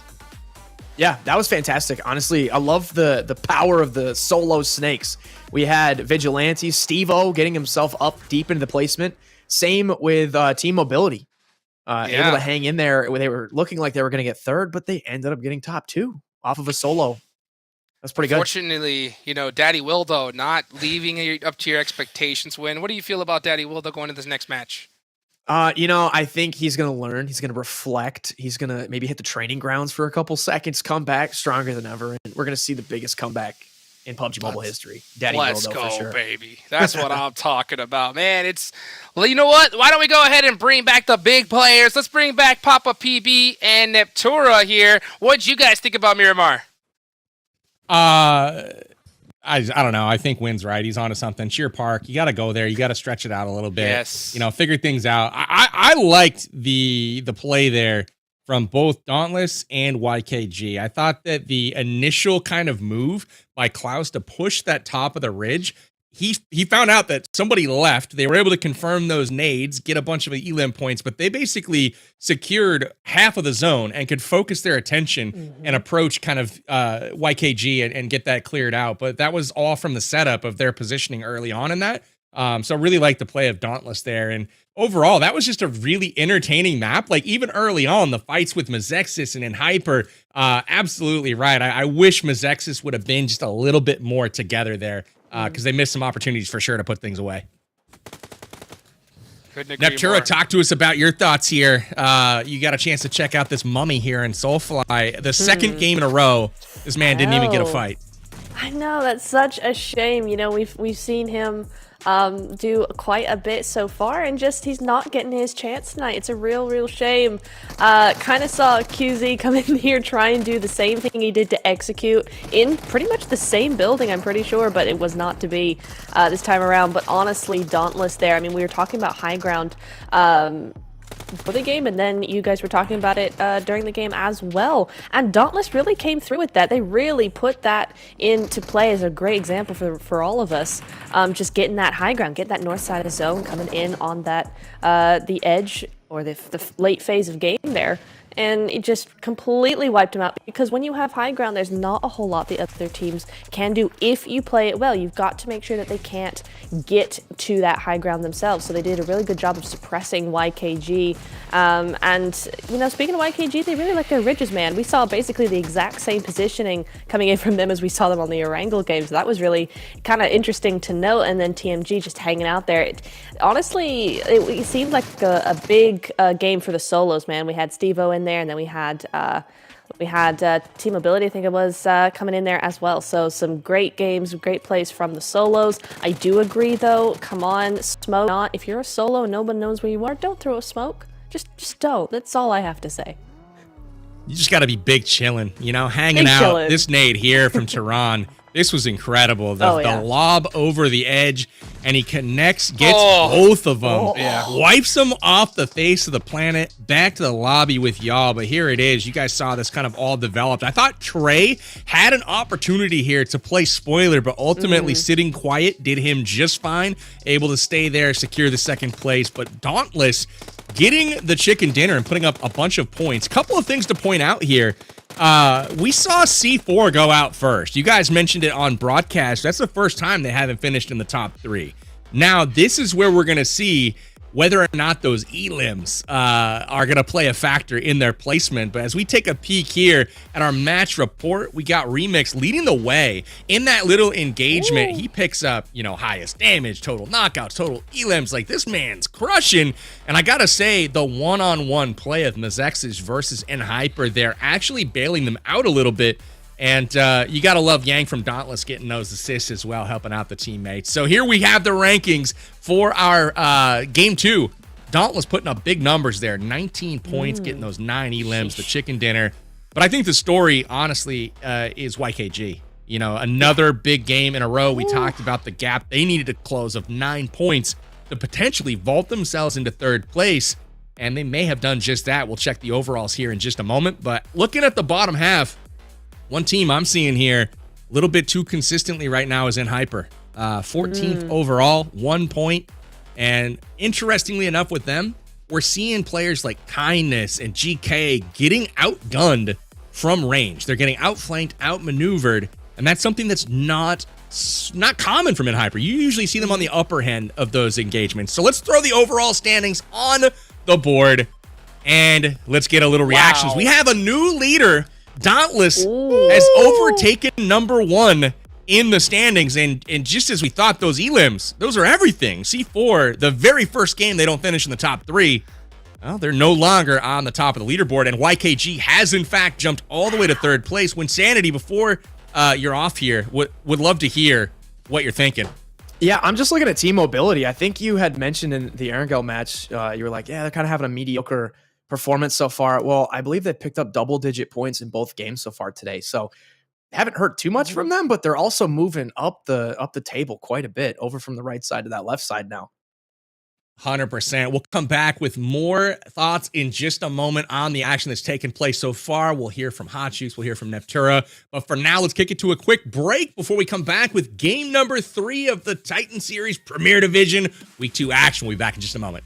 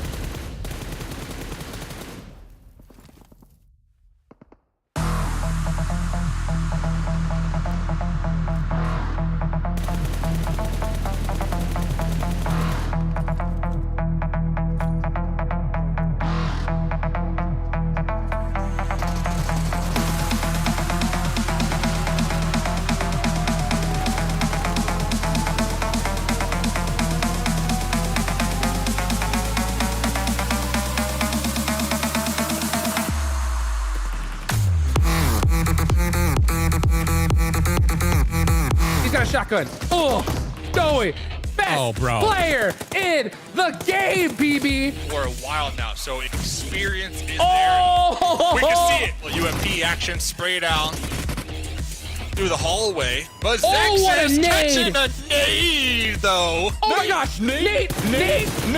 Jump shot! One more, baby, one more!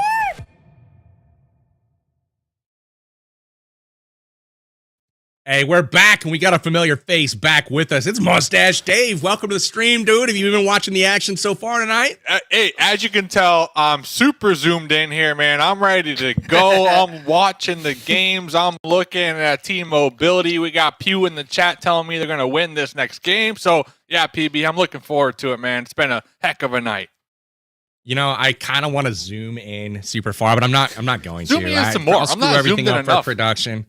You need to get really all up in this business. You know what I'm saying? To really give the gloriousness to the people.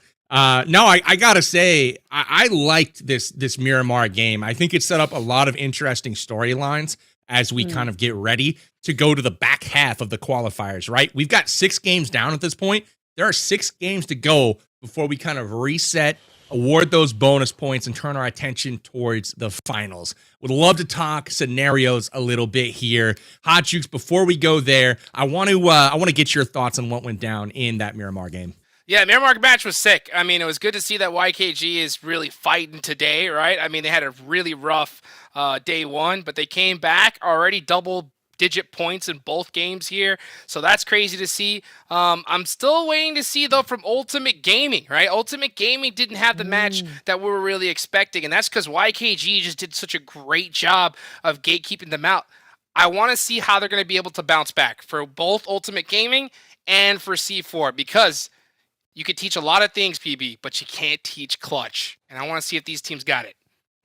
No, you really can't, Hachi. This is a great point. And as Scar learned trying to head to zone, it's really helpful to have all 4 tires when you're trying to make a run for the blue zone. He eliminated at the hands of YKG, but YKG, that just started their momentum, right? We saw them in 10th place coming into today, and they have quickly ascended the mountaintop. They're in 3rd place right now, but they still have a ways to go catch up to the likes of Dauntless and C4 Esports. So let's throw up the standings really quick here. I want to break down a few scenarios that we are looking at. So first and foremost, obviously Dauntless, their consistent play and the Elams has them on top of the leaderboard. C4 has been consistent but haven't been the aggressive party, but still with all of those top 3s, those 2 are comfortably in the top 2 spots right now. Couple of things to pay attention to. Execute. While they haven't been great, they've done enough to get into the top 12. And if you guys recall, the top 12 is where we need to be to qualify for those premier finals. Again, the margin is only 2 points, so they're going to be looking to get things done. And again, last kind of note, Wynn pointed it out before he headed off here. Juana Vigilante's having a day. They've been clutch so far in these first 2 games, and they've hopped up to the top 11 as well. So impressive overall. I want to go to Nepturo, though. You know, as you take a look at these standings, what are you thinking here? Who needs to do what? What do we make of the current state of the game halfway through the season? I mean, it's looking very close. That's the big takeaway, right? There's only like a couple of points. You got K19, you got Golden Eagles fighting for that top 12 spot with 17 points each. They are tied. It's the same thing with Phoenix, I think, and Hyper as well. They are tied. So we're seeing a lot of really, really, really close points. So it's just a matter of mentality, I think, and their play style. Which teams are going to want to just go all out and get as many points as possible, or which teams are going to be a little bit more cautious, a little bit more timid even, maybe just trying to hold on to a few of those points. Maybe that old mentality from the old point system might kick in. That might be a temptation to try and just hold everything to the end zone. But I don't know. We'll have to see. But that's the big thing, is just how close it was. Because I don't remember it being even in Season 0, PB. No, we really had 2 kind of front runners in Season 0. We had Hyper. Oh my God. Scaring the crap out of me. Is that what we're doing here? Give me that gloriousness. You better be careful, though, because I will crank it up. In production, that's what you want to see. I can get that high quality, that crispy goodness. We can bring it on in for sure. I mean, all right, you've asked for it at this point. So we're really going to get in there. And let's hold on. Let's wipe our face here. And this is what's up. We are going to be delivering some good stuff here. You've got the Dope Slayers. I want to point out that Allie from the Dope Slayers is one of the only females in the competition at this point. And she's slaying out. So I want to see her put up some big stuff here. Mustache Dave, give us a preview here. What can we expect to see? Map 3, we got Vikendi coming up next. Yeah, we sure do, man. I love that we're starting this new Zoom meta here. It feels really good, so I'm just going to do the unzoom meta and just back up all the way. But to answer your question, hey, relax. What is going on here? This is what happens when you give Clint control to nerf the double-barrel shotgun, because now I barely see it. Just saying here, Clint. But I think the question was, who do I see qualifying now that we are kind of at that midway point of the season? That's a good question, because I'm thinking Ultimate Gaming, Wanted Vigilantes. I don't see them being top 12. I see them being replaced with K19 and the Golden Eagles. But hey, I want to see them prove me wrong here. Love to see it. Golden Eagles have been quiet tonight, man. I'm waiting for the waiting for the best content we can Exactly. possibly get. And I haven't heard anything. Dave's been quiet tonight, but that's okay. That's okay. Maybe here in game number 3, you guys are going to have an opportunity to do that. Let's pull up the maps here and take a peek at what's going to be going down, but also want to put some focus here on the top 3s of tonight so far, because a few of these are going to be trying to keep that momentum going, namely YKG. That is a squad that has come to play this evening. They've climbed to third. They're gunning for first place. They say first or nothing. We've also got Dauntless and C4 trying to maintain their momentum, but two of the newcomers on this top three, you've got Team Mobility and you've got the Wanted Vigilantes, both of whom didn't have the greatest first week, and they have come to play tonight with Mobility guaranteeing a chicken dinner, no less, in the chat with Pew saying that they're going to get this done on Vikendi. So let's go to predictions really quickly before we go into map number 3 here. I want your prediction, Neptura. Who will be taking the chicken dinner here in this third game?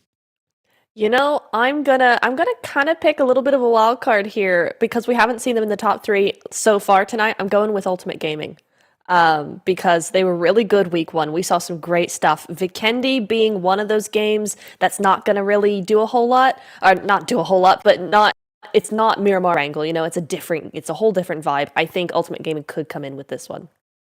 I love it. Before we throw to Hot Jukes and Dave to take us away and give us their predictions, I'm going to insert my opinion. Yes. And since I haven't picked them yet tonight, I'm going with YKG. They're going to take it on Vikendi here. YKG, Joey, 24K are going to clutch it up, take us to the finish line. Mustache Dave and Hot Jukes take us away to game number 3, and we'll join you guys afterwards.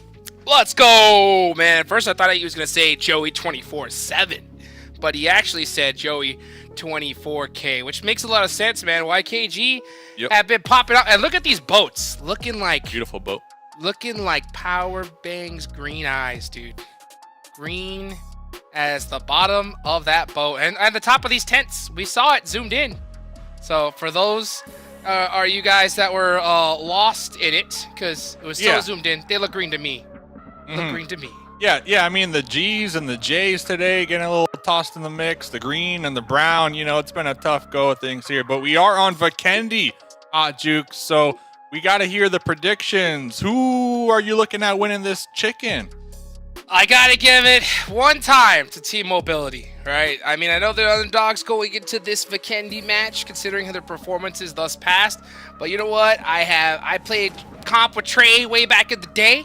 I talked to him the other day, and he said that, you know, he's now IGLing for the squad. It's a new task, a new role from him, and it's a lot easier said than done. But you know what? They have what it takes, I think, this match. So I got to give it to them at least one time. All right, so that's a good pick. I was leaning towards Team Mobility, but I'm going to let you have that one here. Hopefully, Pew can show up here on this match. But you know me, Hot Jukes. You've known me for at least 10 years now. I am just the biggest fan of momentum. I mean, heck, I coined the term Dave's momentum meter, trademark pending. So with that in mind, you can't doubt Dauntless, man. Dauntless they were just able to take that first place on the overall. They got almost 40 eliminations here. When we're looking at momentum, man, Dauntless, they're ramping up, Hot Jukes. They're ramping up indeed. Dave, let's take a look and see what Bope is going to get done there at the bottom. It looks like it's going to be a little bit of a party in Via. And the first zone, going to be a nice southwestern one. Dauntless are in it. They have that entire bottom of the map Miramar themselves, so that's going to be good for them. But C4, the team that went out first last game. I mean, this squad had been so consistent up until that one. I think this is a really important game for that momentum, Dave. Ooh, I love it, man. I love it. And I think up against Bope currently in 15th, so this could be a good fight for C4 to kind of get back into things here today to try to attempt to take over that first place position once again on the overalls, as we are at that midway point of the Titan Series Season 1. Coops Jr. looking for the off-angle grenade already in hand. Looking at laser Fuego. Fuego down there, prone for the time being. But I love how Coops Jr. is trying to make a pathway for their teammates to follow right behind.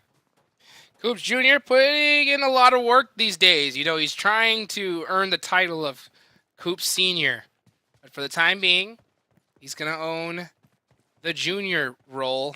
The big thing, though, Dave, is like it always depends on how well you're able to come back after a bad game, right? Mm-hmm. That's what you really have to think about. And C4, we haven't seen them have to do that at all, except right here. Coops is going to have that nade. Uh-oh, Daddy Wildo, you got to watch out. Yeah, he's on the run.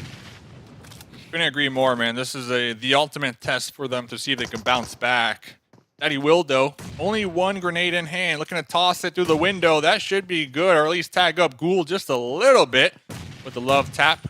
Hoops Jr. with a grenade in return. Got one more to follow up with. Looking at their weapons. Uh-oh. The double barrel shotgun, you cannot doubt this here, but whiffing a couple shots here to potentially start this engagement. Daddy Wildo looking to pop out, Volt out, looking to make that play happen, but was immediately spotted in the back right there. And now here comes the collapse from C4, looking to get 2 more additional elim points. This is exactly what you wanted to see, Hot Jukes. This is what you were talking about. We need to see if C4 have the capability to bounce back after a poor game. Daddy Wildo goes down. Wynn looking for the Kleenexes as Coops finds Hotzada as well. And now it's just Hyro. 1v4. He gets 1. Gets 2. The Bizone couldn't do it. The B-Zone. Love it, man. I love it. Coops Jr., that grenade was... that thing was overcooked. It blew up in their face, chunking them down pretty low before they were able to vault out that window and get involved. But regardless, they should be able to get the full reset here, Hot Jukes. Loot those crates. Stock up on the ammunition. Hopefully get some better helmets and vest. And not only that, they got Villa all to themselves. No team near them for the time being. So they have plenty of time to work with here on this Vikendi map. So, Dave, you are the king of the momentum meter. That is a fact. Let's take a look at a replay here from Hyro. As Pope tried to mount a defense. That self-nade from Fuego, I think, really put Pope at a huge disadvantage. Hyro tried his best and did a good job, but couldn't get it done 1v4. But I'll tell you what, though, right? Yeah. Let's talk about it, right? You know, the momentum meter. Both with have C4, none. Yeah, both have none. That's a fact, right? That's a fact. But where do you think C4 is, right? After that last match, it had to hurt pretty bad. But, I mean, heck, they're starting off this game with a squad wipe and all 4 players up. Yeah, good question. When we're talking about C4, we have to remember this is a team that qualified last season through the Challenger division. You know, they did so good. They were able to compete in the finals. They qualified. Now they're here in the Premier League. So they're slowly kind of working their way up the totem pole, right? And they're getting that experience underneath their wings because I haven't really seen this team at the top echelon. So they're working their way there, right? But it's an important skill to not tilt midday if you do have a bad game. So for them to be able to have a bad game, come into the next match looking even better, feeling confident, and get the squad wipe, no hesitation, I think they're doing just fine, man. This is exactly what they need to do. We're talking about exactly what you need to do. Tensa in the open behind the tree. Getting caught off guard by wanted vigilantes. Oh, man. Execute just stuck in a ridiculously big split. They did lose a couple players early on, and it's not looking good for them. It's just Casper up. Fishy, I think, knows he's there. It's only a matter of time now. Just standing up here with your head popping out. Casper's looking at him drink the energy, get the boost up. Not looking good. Not looking good. Casper in a similar situation as we saw one of the players from Bolt. Can he do a 1v4 miracle? Not today. The Bizone again. Not the one. It's not the 1v4 weapon, Dave. Yeah. Isn't it? It's good, but it's not that good. Man, let me ask you this. Since when and why? What's the lore behind the Bizone? Like, when did we start going that? It sounds French. I'm just putting it out there. It is. When did we start going with the French naming conventions? It's because it's on point, Dave. Okay. It's the Bizone. It's on point. Oh, Rushy! Surviving from Fears. You know Fears wants those shots back. Big time. And he's going to run. He knows the position he's in. Oh, almost gets run over there. Stuck with it. Have to make a play. DBS out. Oh, too good. Go for the vehicle explosion, right? Try to get that splash damage. Trying to get that confirm out there in the distance. Doesn't even do that because the M4 just too strong. I'm looking around. Fears is separated from their teammates. So if they would have gotten ran over, that would have been an instant confirm on their side. But Fears is just vibing. Talking about who is feeling good. And Hyper looking to push the little Dinosaur Museum. It's going to be Dauntless in it. This is an off-center position. Skipper cooking a grenade, looking to toss it through the hallway. Getting pieced up themselves here, Hot Jukes. Use easy. Oh wow. my gosh, goes for the nade and just gets absolutely dominated. Skipper goes down, though. The rest of Hyper doing a great job supporting, but they got to watch out. Third party's coming. GK first shuts it down with some great shots on the map and then heads on in. Yeah, Beautifully played. An excuse squad mate down in the south potentially looking to third party this, but they're not really making too much noise over here. Now GK first in the smokes was able to get that pickup. Meanwhile, Dauntless on the back end looks like they're trying to toss some grenades to stop the potential push. Well, Hyper being the ultra aggressive team they are, man, they're looking to confirm the easy limb. GK first, UMP. There's Klaus. He is so lit. He's going to go ahead and go for that first aid. That's always what you want to do first. You got to heal yourself before you start going for your teammates. But all the rest of his squad is down. GK first. Got to make a play. Casper wasn't on that same thing. Actually, yeah. Now let's see if Skipper can survive. So yeah. No. Just so low, man. Man, that's your team. Didn't you say Dauntless were winning this chicken this game? I mean, Hot Jukes. Better luck next time. Better luck you hate next to time. see it. You hate to see it, but now look at this. Finally, excuse looking to make the push, but the thing is, they might be a little too late. I know they have the numbers advantage, but they showed up a little too late to get into the third party. Kindness with the grenade on the baby. This is what I'm talking about. They allowed Hyper to get the heal up, and now they're preparing for battle. Already 2 members of excuse knocked down and out. GK first cooking that next grenade. Is it good? Close enough here, Hot Jukes. You can't not like this, excuse. You cannot go out to 2 players of Hyper. They are doing a great job of getting this reset. So that is allowing them some time. That nade was way too overcooked, but he does catch GK first. Okay. But do they do anything with it? Kindness is just not letting up. An absolute battle here. Let's see what Kindness can do. There's Gets one. James. Free fire. Looks like one of the members from Excuse were able to make it into the circle, the dome right now. James trying to get the confirm. Now wrapping around once again with the UMP. Is going to square up with Kindness. Kindness with the drop shot. Goodness. Taking down Excuse. Where's the excuse there? But guess what, Hot Jukes? It's not done. C4 looking to take on Kindness now. Kindness is like, come on, really? Really? You're not even going to let me get my player up? Oh, C4 finally shutting down Hyper. So Hyper, my goodness, 7 eliminations right there. They go out in 11th place, Dave. That's insane. But C4, they're going to have 7 as well. With all 4 players up? Yeah, definitely looking to claim that #1 spot. After seeing Dauntless get taken out early here this game, this is exactly what they needed to reclaim that first place. But Hyper, my goodness, as a duo, just playing a ring around the rosy right there, taking out Excuse. Where's the excuse for that, Hot Jukes? I gotta know, man. Oh my goodness. Give me an excuse or the team excuse on why that happened. Their finger slipped. Finger slipped. Finger slip. It happens. They shouldn't eat that popcorn. That's why you need the claw socks, you know? It happens. You hate to see it. You hate to see it. That's going to hurt with them, but hopefully that's something that they're going to definitely run back after today's games, analyze, figure out where they went wrong, because that is one that they should not have lost. I mean, then again, it's not very often you get to, push one of the top teams in the lobby in Dino Park, but hey, that's an experience that they just got here in the Titan Series. Let's see, replay. QZZ. Little grenade action, full-on body peek in the hallway right there, paying the ultimate price. But GK first with the ultimate pre-fire through the smokes here. Love to see it. EBS. Oh my gosh. Just Hyper. So crazy how they survive this. This team is just, like I said, on another level here. There's the push on the minimap. You can see how Excuse were full-on sending it, but then quickly hit like a quick little U-turn and pulled back just a little bit to kind of survey the area a little longer. That might have been their demise, though. They allowed the duo to get some heals, and then they decided to crash it here. Oh, let's take And walk through the hallway one at a time. crazy. And how do they go in not pre-firing? That's another thing too, right?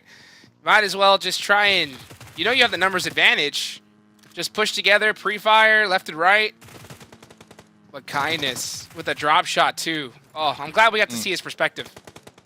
Yeah, maybe excuse for admiring the dinosaur bones. You know, the T-Rex. You don't get to see that every day either. You know, you don't get to visit Dino Park and learn something new. So, talking about learning something new, Mezexis Remix. I think we know what this player is capable of.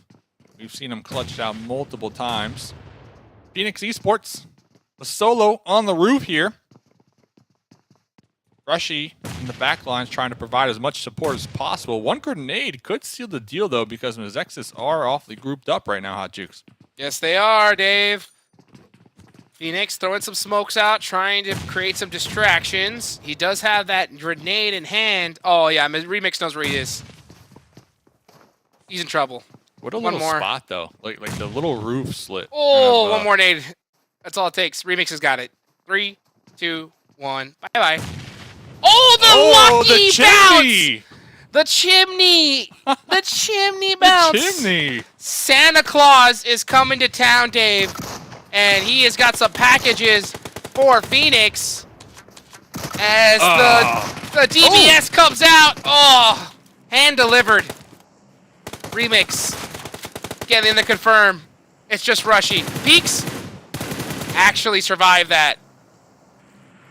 So many grenades from Remix right now. Still Huge 2 more nades. to work with. Rushy knows what's about to happen. It's going to be pulling back just a little further. UMP lock and loaded. Ooh, Rushy. Not going for the confirm. See, Remix Rushy. to the window. Rushy with 2 right here, Hot Jukes. Peralta trying to get the pickup in the back lines, and Rushy is full on sending it. C4 with the no! third party to make matters even worse. Rushy wanted to go for those confirms, but after seeing C4, he was forced to run in and try to clutch against Mezexis, and not to mention C4 stealing all those elimination points out from under him. That's gotta hurt. See if Coops Jr. can also bring the hurt. Some follow-up grenades onto Mezexis while trying to gatekeep YKG from pushing in over here, because it is a party, of course, Hot Jukes. It's this new position's right there on the edge of the next circle. Goodness gracious, it is insane how things are turning out here at this point, Dave. C4 just racking up the elimination points. They said, okay, you know what? Placement points aren't going to work, guys? Why don't we just start taking out everybody in the lobby then, huh? Easy. And what's so interesting is with this circle, nobody's on the east side. There's literally 50% of this zone that nobody is occupying. So looking forward to seeing what C4 can accomplish. They know there's a couple opponents to the north of them because they were pre-firing and trying to gatekeep them moments ago. The thing is, do they know it's YKG, one of the strongest teams in the lobby? My question for you, Dave, is that Coops with 7 eliminations, is he going to get that title, Dave? Coops Senior? How about we give we give the other Coops the Coops Senior, and this Coops just becomes Coops. Okay, I like that. Baby I like steps. that deal. Yeah, baby steps. I like that deal. That's right. He has to hit the global stage before he can hit then Coops you Senior. can become Senior. Yeah, That's I like true. that a That's lot. true. That's true. It makes the most sense. He wins globals, he becomes Coops Senior. The Zone saying, I don't care who it is, we're not touching anybody in this lobby. It's going hard shift over to Villa and Tovar. So Ultimate Gaming could be a bounce back game for them, Dave. Yeah, Ultimate Gaming and Dope Slayers are going to be the first teams right there on the edge already in their vehicles, looking to reposition, take a new compound, call it home. Legend K19 doing the same thing over here. Team mobility, though, interesting enough, not planning a move. Not planning to move, and Chico! we'll see how that ends up playing out in their favor as C4 now, all in vehicles, rotating, leapfrogging around team mobility. Beautifully They're just done. jamming out, you know? Jamming out. Yeah, they're chilling. They're saying, you know what? You drive. Jukes bet on us on this match. We got to do them right. I'll tell you what, though. I should have probably put the money on C4 because C4, they're feeling themselves. There's something about about getting early eliminations, Dave, that just makes your hands react that much faster. It's like you're prepped for those fights. And the more eliminations you get, the deadlier you become in the late game, as long as they don't get too confident and make just silly pushes. But the way C4 has been playing, I doubt that's going to be the case. Uh-oh, they are doing a split now, though, and they're have 2 teams focused on them. That could be dangerous. Yeah, very interesting. All game they've been moving as a tight unit and trying to third party and immediately just pull up on anybody that is already in that engagement. So with the 2-2 split, we're looking to claim as much land as possible, get these angles as we do move into that late game. And I believe that boulder from Coops be blocking the sight lines, allowing team mobility to kind of rotate in for free for the time being. But Daddy Payne spotting it. Daddy Payne knows. Oh, he knows something. That is for sure. 24K. All day. Looking for them angles. Gonna hold off for the time being. You always want to make sure that your zone is cleared before you stop pushing. But Poppy Sour is gonna get that confirmation. 24K has to do something, not be able to do it in time. So it's just gonna be him for the rest of the game. How long that is, we'll find out right now.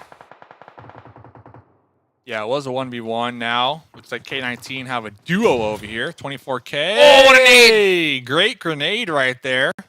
Looking for the follow-up. This could be good. Oh, blocking it for the time being. Oh, Poppy Sour calling for the pickup. Oh, I don't know about this, Hot Jukes. it is not looking too good unless this nade hits. 24K. Oh, that barely misses the mark. He's got one more for him. How about this one? That one's looking pretty good. K19 able to evade it. 24K is going to have to make a huge play here. Yeah, Poppy Sour looking for that revenge right now. Is going to be getting that heal with the double barrel shotgun. 24K retreating back into the other building. Position spotted. It's now the 2 members of K19 continuing their hunt. But 24K picked up 3 more grenades. Oh, nice. Oh, and it's setting a trap with the gas can right now, Hot Jukes. That's actually pretty smart. He's trying to hope that, yeah, that push was going to happen. That nade does blow up that gas can play. C4 is shredding this lobby apart, though. 15 eliminations. We talked about if this team could make the comeback, right? Is this team have that clutch factor? I think it is pinned to their chest at this point. They got that clutch badge. 24K, going to go out to the play zone. Going out to the play zone. Yep. Clutch badge in hand this match. Coops Jr. being promoted to just Coops. You heard it here, ladies and gentlemen.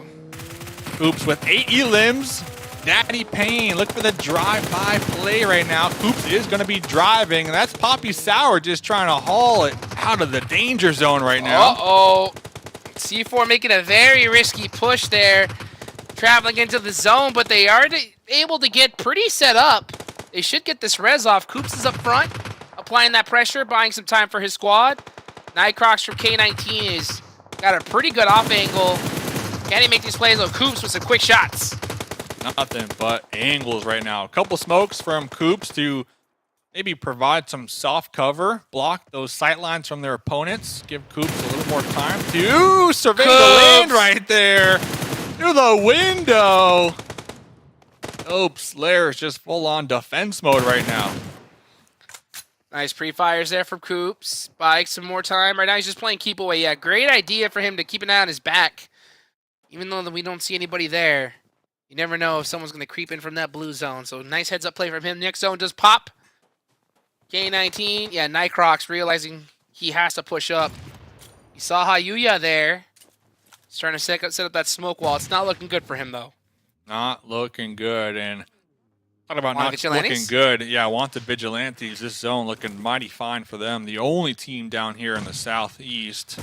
C4 using this moment, popping in their vehicles, repositioning. They're going to have their way with the north right now, Hot Jukes. 15 elims. They only lost 1.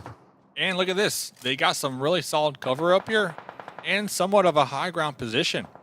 Yeah, there's a lot of trees kind of blocking the sight lines, but depending on where this next circle goes, they could be big chilling for at least a couple moments here. Huge play from C4. I mean, they're already doing a great job. They lost one player on the rotation. That's the case a lot of the time. You have to make that rotational sacrifice. Can they still continue to win this game, though? They do have to deal with 2 squads that are going to have full members up. Wanted Vigilantes have 11 points as well. So this team cranked up the firepower in this game, and they are putting themselves in a really good spot. Dope are the team that's really the odd man out here. They are stuck in those buildings, and they are pinned. Yeah, great call from Wynnsanity before the break happened, looking at Wanted Vigilantes, mentioning that this squad has been ramping up today. Still 4 up down here in the south. A couple vehicles to work with. They're going to be pushing into the smokes, using this boulder and care package for cover. Nemesis, though. The bait crate! Players with the vehicle explosion. The splash damage just too strong right there. Let's see if Coops does the same thing to Steve-O downrange. I think that was really tough timing there from one of Vigilantes. Losing a player like that's gotta hurt. Nightcrocs not able to make it on in here. Fishy's gonna go ahead and get that crate. And I think one of Vigilantes could have definitely kept all their players up there in that situation. But that's what I say. One wrong play, one little mistake cost you the game. 17 elims. My wow. goodness. Is this a record or did we I have think so. 19? Let us know. 19 was the record. So almost there, Hot Jukes. Almost I think it's there. going to be remember, this team, they qualified to this lobby from Season 0. That's what's so impressive, at least to me here. They're getting first place for sure after this. Let's see. Yep, that's another point on the board. That is 18, Dave. Oh, actually stolen. That is going to be one of Vigilantes. Going to have the dozen after that one. JP, this nade, though. Oh, come on, JP. You know you want to. 2 grenades. There's my gosh. Trying to get the confirm. Got it. Got him. Got him. Just getting sandwiched. That's 18. If they could take out Wanted Vigilantes here, that is the elimination record. And I think Wanted Vigilantes are going to be feeling really good regardless of how this ends up, though, because that is the baker's dozen for them. Steve-O. Maybe 3. Wanted Vigilantes are outside of this play zone. C4 should get really aggressive here and force them out. Coops still playing it very, very careful. Doesn't want to make a mistake in this position. Uh-oh. Uh-oh. I think he did see Fishy. That nade is going to come out. 5 Steve-O nades. forced to drive up. Oh! Gets caught! Coops onto Steve-O. Steve-O trying to pull up in the vehicle. Coops over there letting it cook. The snake on Vikendi. Soulfly now just scared in the Zima, not wanting to move a muscle. And with that knock, here comes the push from C4 to close the gap in the open. C4, winner, winner, chicken dinner, Hot Jukes. Woo! On Vikendi. I just heard BB in my ear say, goodness gracious. I mean, that is absolutely insane, right? I mean, that is an elimination record after having their first game that was not in the top 3. I mean, C4. What is in the water today for them? Wow. 21 elims, a record. What's 9 plus 10, right? What is 9 plus 10? 21 elims, almost 3k damage done here, man. This Vikendi map was their map to shine. And what's also kind of impressive is last game they got taken out with 0 points. So they had the goose egg. They go from that. They definitely made it up here this game. You know, not only the chicken dinner, but the 21 elims, man. That's 31 points. That's more points than some of these teams even have in total. But we got Nepturo, we got PB. Let's bring them back here because, my goodness, C4 popping off here this game. That was impressive. I'm not gonna lie. The Juice was saying, I was just like, oh my gosh, like that was bananas. The amount of explosions that came out of C4 there, it did their name justice. I'm not gonna lie. That is clearly gonna put them back on top of the leaderboards. I was wondering how they were gonna respond after a game where they went out dead last, only 1 elam, and we kind of questioned, like, are these guys going to start fragging out? Like, they've just kind of been there. You know what I mean? At the end, some elams have fallen in their lap. This game, they answered that question. I think they solidified a top 3 regardless of what happens from here on out. They were absolutely tremendous this game. Nepturo, what did you think? I mean, honestly, I can only just echo what what y'all have said. There we go. Sentences would be good. But really, I think the source of all that success for them is those third parties, and that's one of my very favorite play styles is just constantly third partying. It's so much fun, and it really takes a lot of awareness of what's going on around you. So great job from C4 to get all those third parties coming in there, and coming in for the Dino Park debacle with Enhyper in there as well. I mean, kudos to Enhyper for fending off two teams as a duo, by the way. But also C4 coming in with that third party, they did what Excuse should have done, right? They came in with that third party instantaneously, and that's what got that win over Enhyper anyway. So, geez, for sure for C4, like you said, very, very explosive game for them. This grenade right there, that QZZ nade where he gets knocked and immediately drops his grenade and it takes out Skipper from Dauntless. That turned the whole fight because he's going to immediately get thirsted, but instead he's back in the fight. GK able to take down, it was just madness here, and unfortunately, Dauntless gets taken down and Enhyper able to hold off Dauntless, and a hesitant Excuse that crashes late. So Enhyper, impressive stuff. They're able to pick up some elims here, but ultimately their side weakened just a bit too much here to play like a serious factor later on in this game. Yeah, absolutely. It was really actually very, very interesting to watch, just watching the dynamics here. And then it's kind of this, ring around a rosy coming in here around this center spot, but then C4 just coming in. I mean, they didn't have anything to do really, did they, Enhyper? He was down to a solo. He needed his teammate back up in the DBS. You can't do anything with that. So very big GGs there. And this was good Rushy, just evading everything. And then, of course, again, C4 coming in, massive third party with that DBS. Yep, there we go. Coop's in there, getting the double onto Exexis. Just fantastic work from them. Very, very strong. And I think, honestly, when we were doing our predictions coming in for Vikendi, I think we could have seen this coming because they did want it really, really. With Dauntless coming into that first place, taking that first place from them, I don't think they were going to let that slide. So, they were coming in really, really hungry for a win, and a big amount of kills coming in for the Vikendi as well. Absolutely. My favorite storyline, I'm not going to share just yet, but we've got one brewing right now that's a bit interesting. They are on your screen at the moment. That is Wanted Vigilantes. We'll get to that when we look at the overall rankings here in just a moment. They played tremendous, though, this game. Made it deep into the game. And you guys saw in this final circle, C4, WV, going up against one another. They had over half of the eliminations in the lobby between these two teams. They came into this fight, each splitting 31 elims. C4 picking up the final 3 that matter, though, for a total of 21 overall. I mean, check out Coops. And here, I got to make this point. We're looking at the match report here. Real Coops Senior, he'd have a picture up there. Just saying. That's true. Just saying. I ain't going with no Coop Senior ever.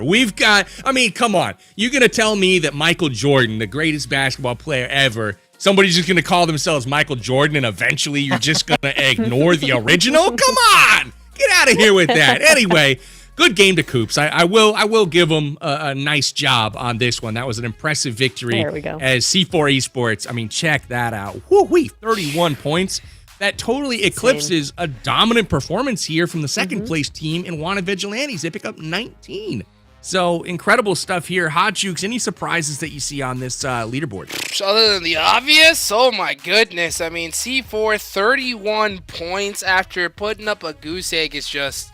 It's ridiculous. I mean, it's good to see that Ultimate Gaming, right, was able to put some points on the board as well. At the same time, what happened to mobility, man? Q, you said you were gonna get a W, and I don't even see a single elim. What's going on? You hate to see it. Team Mobility needs to step it up. I mean, we still got some time, but I mean, you do not want to waste your time here, especially when you see squads like C4 popping off like you just did. And, elims here for Enhyper definitely on display. The Dino Park debacle nets them quite a jaunt up the leaderboard. But, Dave, what's going on with Golden Eagles and Execute? They are falling off. But, before we go there, here it is. Look at the jump here from Wanted Vigilantes all the way up to 5th place. They're, knocking on the doorstep of top 3 here. But, yeah, C4 good Lord, they have really vaulted themselves into first place on this one. There's 23 points between them and second place, and another 21 points between second and third. So there are separations upon separations happening at the top of this one. Dave, talk to me about Execute, man. They're back down to 13th. They've fallen into the bottom four. Can they turn it around? There's still time. We got one more game today, 4 games next week, obviously, before qualifiers are settled. But they threw up another goose egg here on Vikendi. What's going wrong with Execute? Yeah, Execute just doing Execute things. I mean, what can I say? They're just vibing out here. But talking to JP47 from the C4 squad, after that game, they said it's not enough, PB. They said the 21 elims record is not enough. So you'll love to see it and read it from teams that after they got such a monumental match, they're like, nah, we could have done better. So I'm looking forward to seeing what they can do. And then I recall you asking me something about the Golden Eagles. You said, Dave, what's up with the Golden Eagles? Where's the caca, man? And I think that's where it's at. I think that's what we've been missing here today. All they need is the call. And once when they hear the call, they just come gliding on in to swoop up that little baby chicken, and then they fly away with the chicken. So last game of the game, we got to give it to them. The Yes. Golden Eagles. There it is. Unite. Yes. This is their match. This is their match to hopefully get at least 2 points. All right, Dave, I'm loving it. I was going to ask you to hit them deep from the gut, from down deep, hit them with that caca. So we've done it. Golden Eagles on top here in game number 4 today. That's your call, Dave. If we do predictions now, that's who you're going with? Yes. Golden Eagles. It wouldn't be right if you didn't go with them. Neptura, hit me with your prediction here for our 4th and final game. We'll be on Erangel, and would love to hear who you think's going to take it. Caca. I'm with Dave on this one. Let's go. Yeah, let's do it. Yeah, I'm so my for goodness. yeah. We got Golden 2. Eagles, We got let's 2. go. That's incredible. So Golden Eagles needs this one. They're currently in 14th place overall. Hot Jukes, is it going to be Golden Eagles? Oh, baby, let's go. Give it to him one time. Golden Eagles, no excuses. I got nothing, guys. This Come is on, PB. ridiculous. Y'all, Come on. I'm not. Come on. BB. Come on. Come on. Come on. Come on. You know you want to. Who wanted vigilantes? We're Oh, gonna go with my goodness. Yeah, I'm not cacaoing on this one. We're going with WV. We're going to have those vigilantes. They've been killing it Fair. all day long, putting up massive points out of the Kendi last game. I want to see them close it out strong. A team out of literally nowhere. They were like second to last coming into the day, and they have put together quite the performance. You love to see it. Steve-O trying to turn around all of the hate heading his way early on from last season. And now they're in a prime spot. They're sitting 5th. They're right on the doorstep. So super excited about that. We got to bring in Wynnsanity here soon to get his pick before this game starts. He'll be joining, I believe, Mustache Dave here in just a moment. But with that, let's take a peek at the maps here. And again, take a peek at the top 3. You're going to start to notice kind of a trend on some of these teams. Definitely as we go to Erangel. Yeah, I mean, the C4 squad, they won't go away. They're there. Wanted Vigilantes there every game. I mean, or not every game, but damn near. I mean, couple of second, of third. I mean, we're seeing some consistent play from a few squads tonight.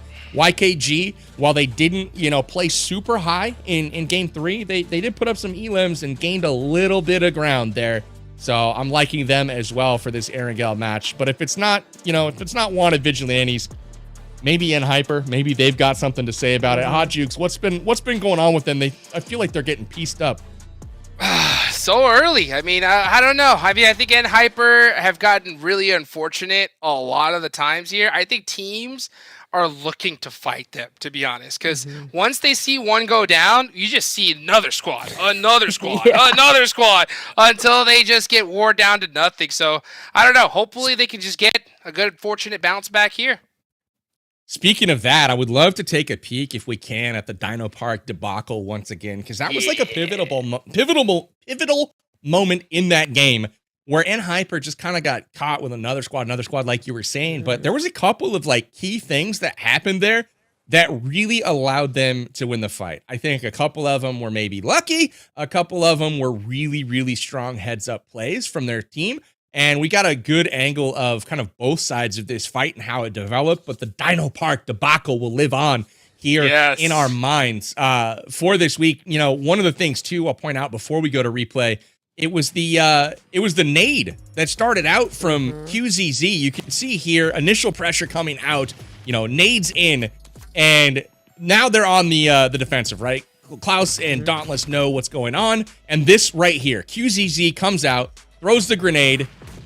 Oh, it's not yet. It's the next one. Here we go. He's gonna peek. Skipper sees him, immediately shoots him, but runs out, and then boom. That nade right there allows GK to get the pickup here, and then ultimately knocks Yang. But the interesting thing also here is there could have been a crash early, like you guys mentioned, from XQS. And I want you guys to watch GK as he kind of turns around and is able, I don't know if we're going to catch it on replay here, but he actually pops one of the members of XQS and stops the push early before it even has a chance to start. So really nice job here from nHyper. Yeah, I think that was on to James too, right? So it was great for him to stop that pressure, but I think that still XQS should have continued to just press this early on. I mean, the fact that they did so late just allowed nHyper to get set up again and take him out, even 2v4. Just narrowly avoiding the eliminations here. You can see GK and both of these guys just barely able to make it through. Even in the 1v1s, like those drop shots, they're ending up with like 2 HP, but 2 HP is enough to win the fight. You know what I'm saying? So really nice job to nHyper there, just dealing with those squads. You got to give a special shout out, obviously, to QZ. Special shout out to GK. The awareness to turn around, deliver those shots to the rear to keep that push away. Because if that third party gets there just, 4 seconds sooner, that's a different story. So really good job there to nHyper. Hopefully they've got it within themselves to come ready to play here. Game number 4. It's been a while since we've seen nHyper on top of that podium. So with that, let's go ahead and bring Wynn back into the broadcast. A few of us are going to take a seat for the moment, but really excited to watch this 4th and final game of the week. It's going to be Mustache Dave and Wynnsanity taking it away. Erangel to cap things out for the evening. Let's get it done. It's going to be Wanted Vigilantes for the win. We'll see you guys here in just a bit. Yo, what is going on, Wynnsanity? The Kaka, I gotta ask you, PB was asking for predictions. You don't seem like you're a believer in the Golden Eagles Kaka, man. Nah, man, I'm on Team Vigilante. These guys, PB was right. They came into the day second to last, and now they're up into 5th. And they got a 3rd place. They got a 2nd place. You know, if the trend continues, I think Chicken is in their future. Wanted Vigilantes. So 2 for Wanted Vigilantes, 3 for the Golden Eagles. Now is the time to shine. Golden Eagles coming in hot, hopefully. But Wynnsanity, how's it going, man? It's good. We've never casted in the booth together, man. I'm alongside Mustache Dave. These are some big shoes to fill next to me here, man. Yeah, my foot's size 7, so not that big. But we got game number 4. We're at the halfway mark of Titan Series Season 1. Forged in fire here, man. Earlier on, the games were pretty exciting. But I agree, man. Definitely keep an eye on Wanted Vigilantes. Looking forward to seeing where they can drop. Golden Eagles, look for that comeback game. But C4, I can't believe it. JP saying that they're not done here. They're looking for some more elims than last game. They took that personally. We were saying, oh, they don't have as many kill points as they do placement points. Oh, they dropped a goose egg. Oh, they're not number 1 anymore. Dauntless passed them. And they were like, yeah, we're going to change that real fast. Thanks. If we get all the points, no one else can get points. That was their strategy last game. It was insane. Absolutely disrespecting some of the well-known squads that maybe even compete in PMPL. You know, they're giving them a run for their money. YKG and nHyper, sure, last game nHyper had a duo really defending their position, but those two teams, man, not really too active here so far today.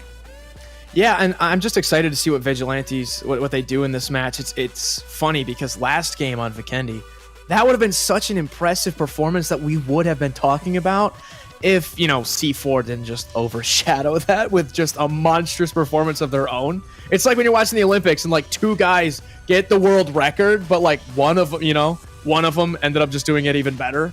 It was insane. A little overshadowing there for Vigilantes, unfortunately. Yeah, and at the end of the day, though, like today, Wanted Vigilantes, massive come up. If I'm not mistaken, they started like around 14th on the overall, and now they're sitting at number 5. So they're definitely looking to solidify themselves here and make it to the finals. But talking about solidifying, Dauntless, look for that repeat over here. This is the Panthers, man. This has been your team to look at least earlier on, besides Wanted Vigilantes. Looks like it's they're down to a duo as well, man. They're dropping like flies, but they might be able to get some points here. I love the mobility. Klaus in and out the window, on the ledge, downstairs. Like it's crazy how these guys are moving right now.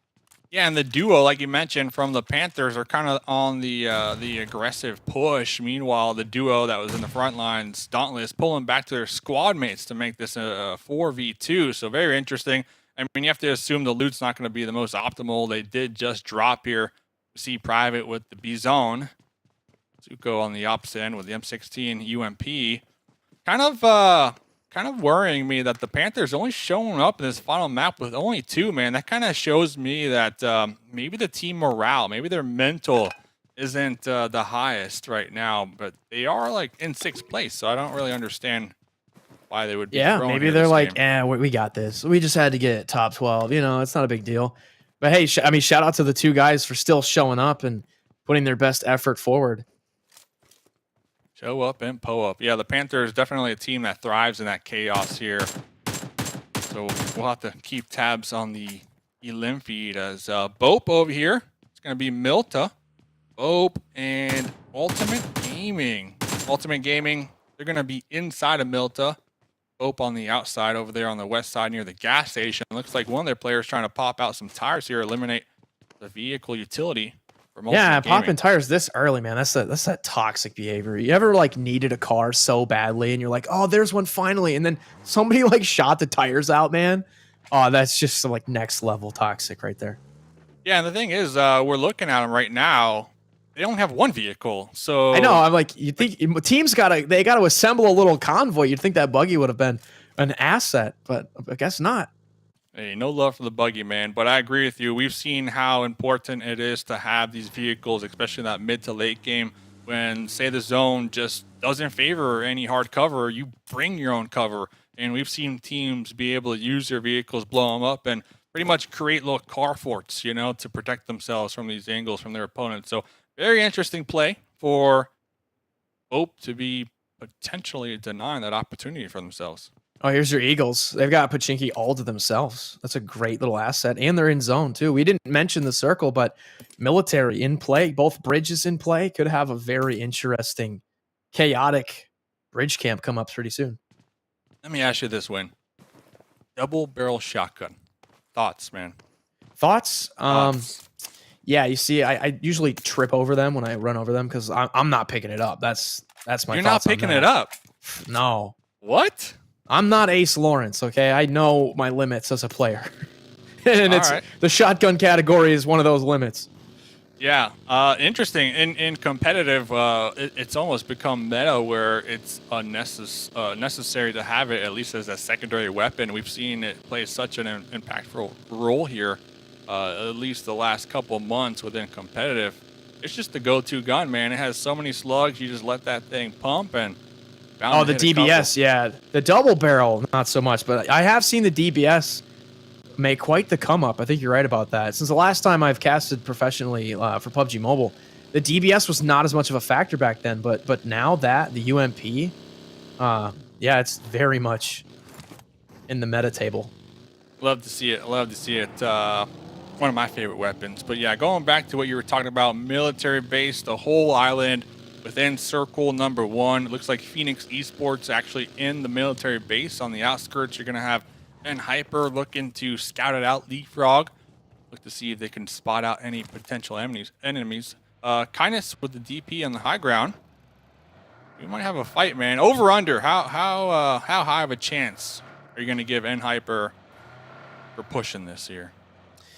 I don't know. I feel like they want to, but if they do, they're going to run into Phoenix, which is one of the teams we kept mentioning that had a ton of elimination points, but not placement points. So we know these guys can frag, but do they have the survivability to make it to the end parts of the game? That's the question. But Hyper, they can frag too, so this could be a bloody affair in a moment. But they're definitely scouting it out. Oh, there we go, yeah. Some shots coming out from Phoenix saying, hey, we see you. Ooh, They got a knock QZZ. too. Yeah, Wow. look at that. QZZ and the buggy just trying to get a little closer. And you bring up a good point. Phoenix Esports, when it comes to placement points, only 9 so far. So they acquired most of their points from Elims here. Let's see if they can defend. That's now Ren, GK First, QZZ, all in the front lines, knocking on their doorstep right now. I don't like this push by Hyper. That was risky, and you saw him crash there trying to come up to the factory. They wanted to capitalize on that first knock, and they weren't able to. So this could be bad. But they're doing it so far. Phoenix actually lost a player. Kindness with the P shooter, the AC Val 9mm over here, looking for that pre-fire, tagged up a lot before making the breach into the room here. Rushy taken down and out. Man, Phoenix Esports, man, just not having the best game 4 here. Yeah, honestly, hey, I stand corrected. I said I didn't like that push, but it's a pretty successful one so far. They do have one player down. It looks like he's on this side of that little berm, so they should get him picked up. This would be a good morale boost. Like, I think that they haven't been having quite the day that they've wanted, but if they can wipe Phoenix and keep all 4 of them up, that's going to be huge. We saw it last match, C4. They got an early squad wipe, and they just kind of let loose from there, right? It can really set the tone for the whole game. Totally agree. The snowball potential right there for Hyper is pretty strong. Looks like Rin was able to crawl their way back. QZZ in the smokes did get the pickup, so Hyper back up to 4. Now in a 4v2 situation. Very curious to see how they end up pushing this one. Oh, only 2 teams in the area. Vigilantes just got wiped, and Steve-O died from fall damage. Oh, no. What's going on? Oh, rip the power bang Wynnsanity blessing right there. Wanted. Hey, they got 1 elim, though, all right? So okay. It's equivalent to an 8th place. You know what I'm saying? True. I think they had a much better day than they could have expected or were hoping for, but, dude, that last game, Goose Egg, that singular point, could have been something bigger. Yeah, I definitely agree, though. A strong day from that team, so I look forward to seeing what they can accomplish in week number 3, because every week they've just gotten a little bit better every single time. So we'll see. Team Mobility, that's another team I'm kind of keeping in my back pocket, hoping for a good performance from them. They've also had quite the come up today. A couple of my friends are creators for Team Mobility. It'd be pretty awesome to see them make a run this game. Oh, talking about making a run, James opening the door, UMP immediately taken out by a Vector right there. This is excuse, man. I know a lot of people have been kind of questioning their play style here. Looked like they were attempting to maybe push across that bridge, but Bope with the bridge camp here early on. Daddy Wildo. Yeah, they're getting set up. You can see they're kind of keeping this compound near the bridge, and they'll move right down onto it if they have to, but it's all going to determine where the zone pushes them next. Danny Wildo, that's your bro, man. I can tell. You guys got that bond. Let's see if that bond show up here as map, baby. You got the here comes reset. Mobility. Team Mobility in the back lines. Yeah. Looking for the third party here. This could be a great come up for them. Do you see the team in the mini map? It looks like a brown team is moving under that ridge, trying to kind of like supplant. Yes, it is YKG. Oh, Daddy Wildo catching a molly to the dome right there from YKG, looking for the 4th party over here on this east side bridge. What a great pull up by YKG right along the shoreline, sneaking in there and just getting Daddy Wildo knocked right out of his spot. Let me ask you, Wynnsanity, you're the IGL of Team Mobility. What's the call right here in their current position? Oh, I have no idea. I would just be monitoring this. If we know we're pulling up on 2 teams fighting, you just be patient and just strike when, one of these teams is at their most vulnerable. Patience is definitely key. It looks like they're cresting the hilltop. Spears from across the way will be spotting a couple heads from Team Mobility, but you cannot forget inside the middle, the sandwich, Excuse, and Bope. They were the 2 original teams looking to take the fight. Now getting caught in the crossfire of 2 opposite teams. So there's 4 teams in the area for the time being. YKG, they moved up to get more like gas station bridge location. But if I'm mobility, even though we have vague information here in the kill feed, if you're listening, you're hearing what guns are being fired and you're seeing, team 3, player 1 knocked with an M4 and you heard an M4, you can still use that information to know that, hey, that knock was probably from this fight we're watching right now. Now would be a good time to strike. So I'm not really going to move if I'm mobility until I see some blood is being shed and I know we can really just come in and sweep up, Yeah, the only thing in the back of my mind, if I am team mobility, is I'm also going to be looking to the north behind me as well, because you never know if there's other teams looking to use this bridge to cross over essentially to the next zone. So hopefully they'll be on their P's and Q's as Fears and 24K. I mean, talking about setting up. Yeah, he went around for like an off angle. I think we saw them do that maybe in one of the other games or Miramar or something, and I think it did not go well. Remember, he got hit with like a fourth party or something like that, but I love how they immediately like set a trap, get a perimeter, and just start collecting all that information.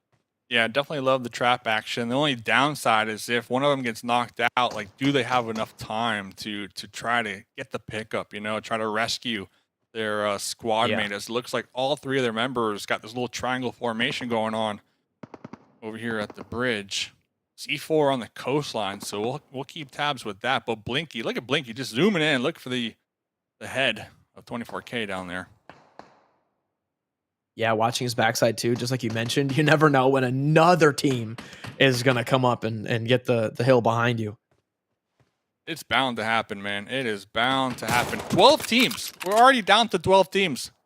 Yeah, that's a good point. 33 alive in the second phase. This is crazy. A lot of blood has been shed, and I don't think we're giving enough love to Hyper. They have 8 eliminations so far. Jeez, where have they been? Just down there, military base. We saw them earlier on with Phoenix, and it looks like they're trying to potentially gatekeep the West Bridge. That's how they're being able to rack up so many points. A lot of these teams that are still in the mix, a duo, a solo, so they are just hurting here this game. So although we got 12 teams, barely 12 teams, is Poppy Sour up against Execute, taking down and out right there. Yeah, much different story this time than the last match. I believe on Vikendi at one point, it was like 7 full teams, like out of the last 8 teams. There was many full squads, but this time, like you said, different situations for different teams. As soon as you lose a player or 2 or even 3 players, your entire strategy changes. Dauntless, C4, and Hyper are the only full squads still up with a military circle. If you see kind of the curvature there, that's telling me much of Military Island and these bridges are still in play here for stage 3. Yeah. Ooh, Matt with the grenade over there from Excuse, but they need to be mindful if they do opt to push out their compounds, they might be backstabbed. Team Mobility have been just eyeballing this location for a hot minute now. Pew, one more grenade to go. Looks like that first grenade did apply some damage. Whoa. With the Pew pan! Whoa, with the pan. That's insane. Imagine. Okay. Yeah. Zone. What pops out to you? I love this zone, and I love this exact position because with a circle like this, the Milta Bridge gets insanely hot. Now, if I'm a Zexus or N Hyper, I'm happy that I'm down on the Military Island because coin flip, it's probably going down. I don't think it's going to stay on the northern side, but I've been proven wrong before. This could also go right around the bridge, and both sides of the river are going to be in play here. So no one knows where this is going to go. You just got to hope to survive as long as possible. Yeah, it looks like Mazexis, for the most part, holding down the high ground on the observation tower, and then Hyper are going to be on the beach lines, just looking to shoot any fish that might opt to swim if they have to. Yeah, one thing too, circle. Since I've last casted, they've added the walkways on the sides of the bridge, which has made bridge camping a little less effective, bridge fights a little more dynamic. So I'm excited to kind of see how that plays out on a competitive stage like this, because that was one of my favorite additions in one of the recent updates, where those little walkways, you got the bridges underneath the bridge that you can walk around, much more strategic. Yeah, the chances are definitely high that you will get your wish here. And talking about getting their wish, Pew avoiding 2 grenades from Matt right there, but chunked down to about 50% HP, so forced to dip into their meds and just continue healing up right there. All these teams that we saw near the Milta Bridge on the north end, they're okay. They're safe for the time being. They're kind of just waiting it out. Maybe they'll get a knock. Are they going to push? Most likely not. So let's kind of wait to see where this next circle goes. And there, yeah, right back to the point here. Matt getting another knock. So it is important to think about, though, because these knocks are taking out your opponent's utility when it comes to their armor, their meds, and it's just making them even weaker. See that YKG sneaking another knock there on Bope, and they might move up because they probably saw in the kill feed. That was 2 knocks from the same team. Yeah, here comes that push, I believe. And they're going to crash and try to supplant Bope right now. Honestly, good patience by XQs. They've been surrounded for like 10, 15 minutes, and they're still up, still doing well. But when we were spectating them, we saw they have no meds, no utility. Their vests are probably shredded. Getting the reload over here. Back in the wooden shack, 24K. Bope hanging on. I think he wants to push. He knows that 24K had to reload. Here comes a Molotov. Oh, no, Bope, what are you doing?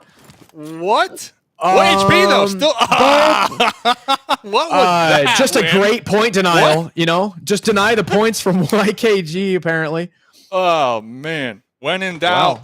Maul yourself out right there is exactly what they said. So let's see. Next circle did pop. None of these teams are in the next circle. They will have to use the bridge or swim. So team mobility.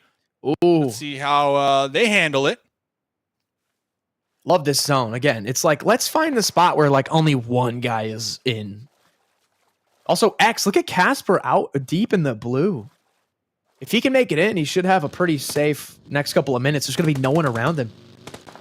Love how YKG are opting to be proactive here and kind of pull back towards the bridge, because they know for a fact whoever wins the fight in the compounds are going to most likely use this bridge. So looking like easy points, but talking about easy points, Trey walking through a molly, Pew, SK12 right there. Let's see what they could do. Baby already down on their knees. Blinky looking to make the breach with the UMP, the pre-fire through the compounds, but they got to look up top. Matt through the third-story window, catching Blinky right there. They got 30 seconds, and YKG's about to cross that bridge, and when they notice that no one's on it, they might take the opportunity to camp it themselves. Oh, no. The head. What the dumpster? Just too strong. No, why are you bandaging? With the S12K. Advantage. The jump shot. No, say it ain't so. Okay, I was going to say, don't let him 1v2 you. It's up to Trey. Trey, here's the footsteps, the pre-fire. Oh, Baby my God. from Excuse with the AC. The drop shot. Drop shot. Woo! Excuse coming out on top. This is exactly what this squad needs here to kickstart their tournament in the Titan Series Season 1. Yeah, they're coming up. They got to make a name for themselves, and they have no time to try to regroup from that fight and get across the bridge. And Mazexis is now lurking here. I'm not sure what happened to YKG. I think they were trying to cross. They might have successfully made it in. Yes, they did. And they're going to play the coastline, which is a great spot. Just like the first Erangel match, YKG got on a ridge, and they were able to ride it all the way to the chicken dinner. Yeah, great point. It does look like they lost one of their vehicles, 24K, trying to play a tow truck driver. trying to tip it back over here. Wonder who did that, but we haven't really been looking at him too much, and you brought him up. And Hyper, 12. Yeah. 12 elim so far. And they're still we mentioned the record books last match, and then Hyper's like, hey, maybe we can get a spot up in there. I think C4 has been very quiet. I think they might be on the ridge as well, just up a little bit northwest of YKG. Yeah, I think that's C4. And they haven't done much this match, but they could clean up. They've got the position, but it looks like they actually have a knock here. Oh, did N Hyper just wipe a team? Saw a bunch of red flashes there on the map. Yeah, that might have been the solo from XQ kind of backstabbing them right there. But let's see. C4 finally making their breach on the shorelines. Coops cooking a grenade, immediately dodging the buggy, but not in time for Chico with the UMP. Here comes 24K with the spray down. Oh, the reload and the swap. The M4 had no bullets ready to go either here, Win. That was crazy, man. You got to make sure your guns are reloaded when you're pulling up on a team like C4, man, but they're not out of it yet. Fear's coming in with the UMP. There we go. The good old UMP. That will never let you down. Wow. But they can't get picked up because there's some free kills. These other teams, they see these knocks and they're licking their lips looking at free points right here. 24K. Maybe 24K if he could just climb over that little ridge. I think he's safe now. Yeah. Wow, just in time. Yeah, that was the duo from Excuse trying to backstab him. We can see him on the shorelines as well. So My goodness, YKG taking out C4 right there in the final game of today. Pretty exciting stuff. Let's see what Hyper can do, though. Still a trio, still up and active. Yeah, I mean, they're making a run. We just talked about the previous mark was 19. Hyper has a chance to do that. I mean, we just had it get smashed by C4, but if they hadn't done that, I mean, Hyper would be making a record run right now.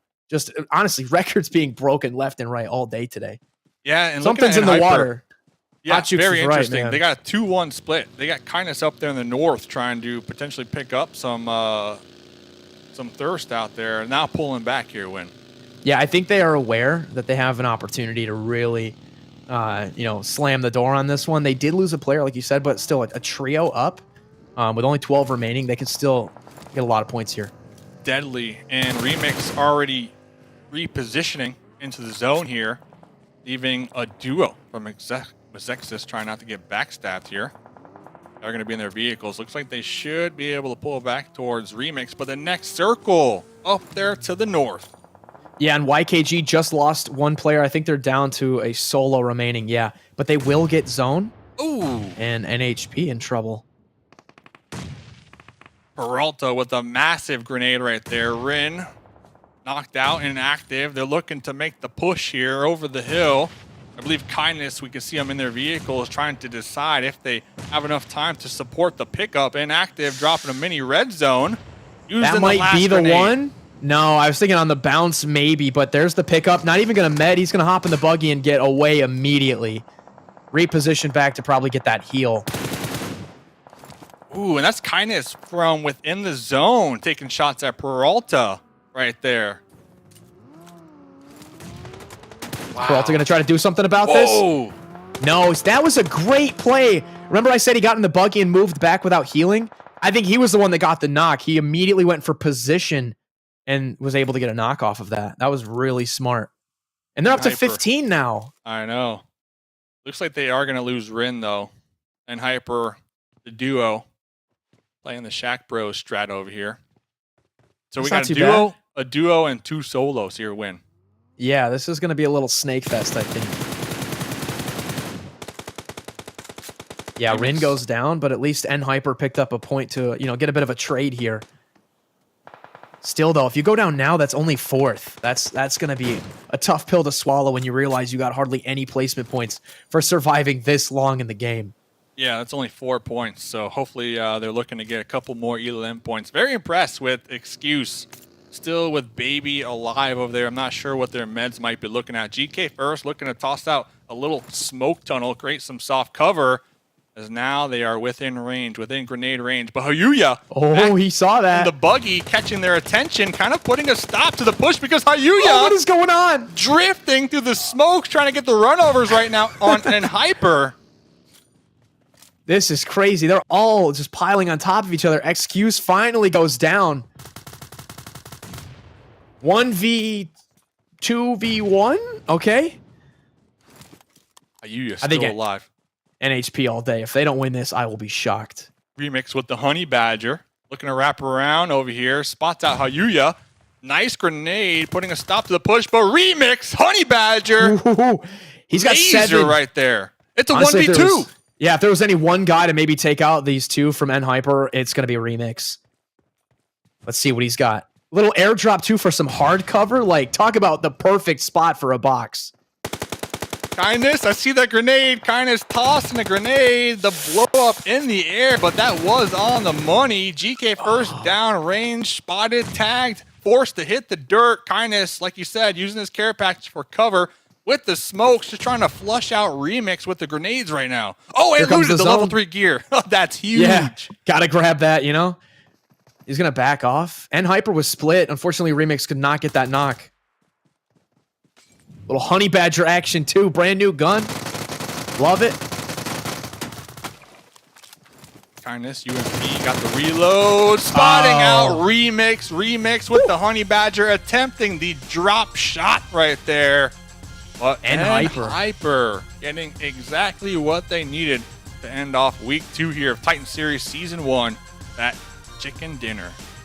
That was great, honestly. Mezexis and Hyper, the final 2 teams there. But really, I just want to give a shout out to XQS. They were pinned, remember, by Milton Bridge, surrounded by Mobility. They were surrounded by YKG. So many teams, they had the patience to survive, and they crossed that treacherous bridge and made it onto Military Island and still got a top 3. But that game was all N-Hyper. Yeah, and kind of to tack on to your excuse point, like not only do they make it across the bridge, but instead of just playing like a turtle and just turtling up, not moving a muscle, making sure to snake it out, they were third-partying teams on the coastline, so they weren't done. They didn't have their share of elims there, and they kept pushing it and pushing it. So really happy to see Excuse kind of crank up the volume here in the final match of the evening. But Win, great casting with you, man. I believe we got Neptura and PB, so we're going to bring them on. All right.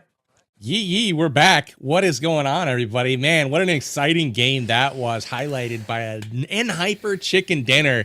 And I love the way they set the tone early. Like, they have been kind of absent from the top of the leaderboards, absent from the dinner table. They were trying to get that chicken, and they started off early on scoping into military base, trying to catch somebody kind of off guard. And they found Phoenix Esports down there, able to get the knock. And the best part was that they had them separated. So they knew that going in. And so they're going to take their whole squad down there. They leave one for Overwatch. And ultimately, they know it's a 3v2 or a 3v1, depending on where they actually land. So really impressive job on N-Hyper's part to start that off, ultimately picking up a ton of points here. Neptura, though, what else did you see this game?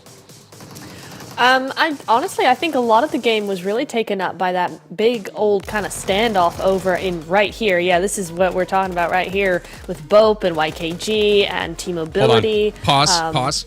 Yes. This play right here. Can we just get a moment of Play of silence? the match. Poor The guy. point denial, 300 IQ plays. Yeah, for real. Anyway, keep going. Oh my goodness. No, but this with Excuse as well.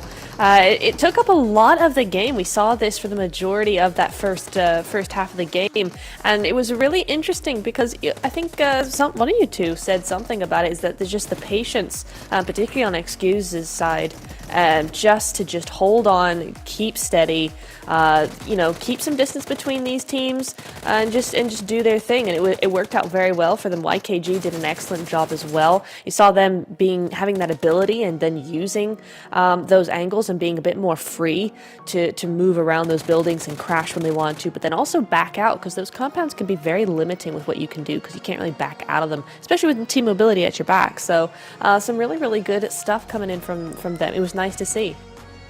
Absolutely. YKG owns those like embankments. We've seen that multiple times now, where they just kind of put their back to the water. And if they can focus all in one particular direction, they're a really dangerous team. One thing I will point out, though, about YKG that game is that they lost their main man, Joey, early on in that one, losing him and then down to 3 members for the rest of the fight. That was unfortunate, because if they go into that bridge area with 4 players, they were an entirely different team there. But I will say, pretty solid performance overall. YKG, you can see 24K there, pick up 5 assists, even though they were short-handed that whole time.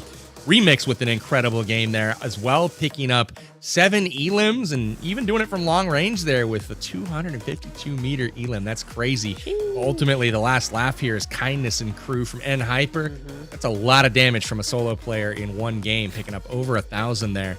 And you love to see it. So let's take a peek at the rankings there for that last match, and you can see N-Hyper finally getting the numbers that they needed to see, followed by great performances here from Mazexis as well as YKG, each earning double digits here. But other than that, Wynnsanity, how was it for your first day covering some of the Titan Series action? Oh man, this was crazy. So many ups and downs. Just within 4 games, we saw teams drop massive point games, like C4, then they had a 0. And then we had Vigilantes rise up the leaderboards. And then right when we're like, this is their time, they dropped a point, But then other teams like Mobility just kind of hanging around, get some points every match, hoping to just rise little by little. And I don't know, all these teams just really went out there and left it all out on the battlegrounds. That's for sure. Yeah, a couple of teams there on the bottom half of the standings in Dauntless and Wanted Vigilantes came out and absolutely slayed the first 3 games, but didn't quite get it done in the 4th game. And that leaves us with the overall standings after 2 weeks of qualifier play, and C4 doesn't quite crack triple digits, but the news of the day is N-Hyper has vaulted up to 2nd place. And the cool part here, is we actually get to go 2 tiebreakers deep right now. We're tied on overall points with N-Hyper and Dauntless. We're tied on chicken dinners, but then we go to elims. And that is where that aggressive play pays off. N-Hyper takes second spot right now over Dauntless, and YKG on the outside looking into that podium. But really the story is around 12th place. That is the cutoff to make it directly into the Premier Finals. The bottom 4 teams will be relegated to the Challenger Finals, and they'll have to fight their way through the best of the Challenger division. And one team there, Dave, that's still in the bottom 4 after 2 full weeks now, Execute. Okay. And the Golden Eagles. I was setting you up there. We got baited, but yeah, Golden Eagles still in the bottom. I mean, there was nothing new here on that one, but yeah, unfortunately for Execute, not able to put anything together to get into the top 12. Are we thinking that's going to change? Or are we thinking this just might not be their season, my man? I mean, they've definitely been getting punished here with their play style, like having their 2-2 splits for the majority of the game. And I definitely understand, trying some new things. They recently brought Tensa back onto the main roster a couple weeks ago, so kind of playing that co-IGL role. I'm almost curious if there's too much information flowing now within the team comms, and maybe they're kind of getting in their own heads. I think they can come back, though. If there was any team at the bottom, it has to be them that can make that comeback. Absolutely. I mean, if I had to call out a few teams here, I'm looking at the standings that, really need to bring their A game next week. I'm looking at Bope. They have been absent this season. I don't know what's going on with them, but normally the aggressor is shooting boxes in Miramar, really, stunting on the haters. Where you been this season? Bope Esports got to pick it up a notch. And then I'm also looking to Execute. We've been mentioning them. Yeah. They've got to turn it around. They've got the tools to do it. They've got the skills. So definitely looking to see them kind of climb their way to the top of the leaderboard. We also saw the Panthers slip a little bit this week, not kind of showing up to all the games. Like, that's got to change. They were in 3rd place to start the evening, slipped all the way down to 7th here. So they're going to want to, I mean, it's still possible for them to miss the cut. There's a lot of teams that are really, really close. Not a whole lot of points separate these teams, Dave. Would love to take a peek at the final thoughts, though, from you, Dave, if at all possible. Golden Eagles. I'm looking at TitanSeries.gg, and I'm looking at Season 1. I'm looking at the player stats, the grenades, and they're only here on one stat, and that is number 3 for most healing per game. Not the stat I want to see them. Hopefully moving forward, we can see them at the top when it comes to damage per game. I would love to see that. But yeah, love the website. So much information there. Make sure you go check it out. Looking at Execute next week and the Golden Eagles to hopefully make the comeback. Don't do it for you. Do it for me. Do it for me. Execute and Golden Eagles. Absolutely. Caw-caw, do it for Dave. Anyway, thank you so much for the analysis there all week long. Neptura, give us your final thoughts for week 2. I mean, it's been such a great night so far, not so far at the end of tonight. It's been a great night. All 4 games been just very riveting. Some really, really good plays coming in. And I think there's been a few changes coming in from some of these teams as well. We're starting to see some of the vibes start to shift as we get closer and closer to those finals. And the points get closer and closer as we get to those finals as well. So it's been a very, in some ways, tense night just because of the closeness of those points. And I think it's only going to get more intense as we go into week 3. So I'm super excited to see what next week has in store for us. It's all just gearing up to those finals, and it's very exciting. Absolutely. I got to say, I'm looking at the standings. One of the interesting things that I'm seeing after, 2 weeks of play here and 8 matches, there's only 4 chicken dinner winners at this point. It's not quite the spread that we saw last season, whereas this season it's been pretty concentrated. If you're C4, if you're N-Hyper, if you're Dauntless, if you're YKG. Those are the 4 that are kind of getting consideration at the top of the tables. We've had a few teams get kind of close, sniff around a little bit. See teams like Ultimate Gaming, the Panthers, Wanted Vigilantes, all kind of, hitting top 2, top 3 every once in a while. But really, if you're not one of those top 4 right now, that's where all the chicken's gone. So I want to see if maybe next week we can mix it up. We can see some teams that are more towards the bottom of the tables, maybe switch up their play style a little bit. Try something new, try something different. This is a great opportunity to get some practice in where the stakes are not ultra high, right? Like, this is a great, professional, I guess sandbox to play in, shape some strategies. So if things aren't kind of working, I implore you, shake it up a little bit. Wynnsanity, though, give us your final thoughts, man. Really appreciate you joining us this week for the Titan series. Yeah, thank you guys for having me. This was a blast. And I just want to give a quick shout out to XQS. So they were the team that we brought up into the Premier Division, and we started them at 0 points. They didn't play last week, but they got called up, and they actually had a pretty good day. I know it looks like they're in last place, but that's only after 1 week, and they picked up, I think, 13 points today. Well, remember last week, I'm looking 13 points. That would have had them 9th last week. So if they can have a good week next week, they might be able to make that top 12, even though they just got brought up and they don't have that first week of points that the other teams do. But they played very well today. And just because it looks like they're in last, I think they're doing a little bit better than last place. For sure. If we were to double their points per se, they're at 13 now. That gives them 26. That has them making the cut in 12th spot. So XQS doing just enough, but obviously they'll have to pick up the pace next week. The good news is they've got the opportunity to play against the top competition out there in the Premier Division. And regardless, if they're playing in the Challenger Division right now, it might seem like they're, at a disadvantage because they didn't get to score points in the first week. Well, they'd be playing for a chance at playing in the Challenger Finals and a chance to make top 4 to ultimately play in. So the cool news for them is if they can actually move into the top 12 next week, they guarantee themselves a spot in the Premier Finals, which is like, it's more than they would have had, if they would have tried to go through Challenger. So anyways, we'll keep an eye on them as the games progress. But with that, I will close it out of here with this.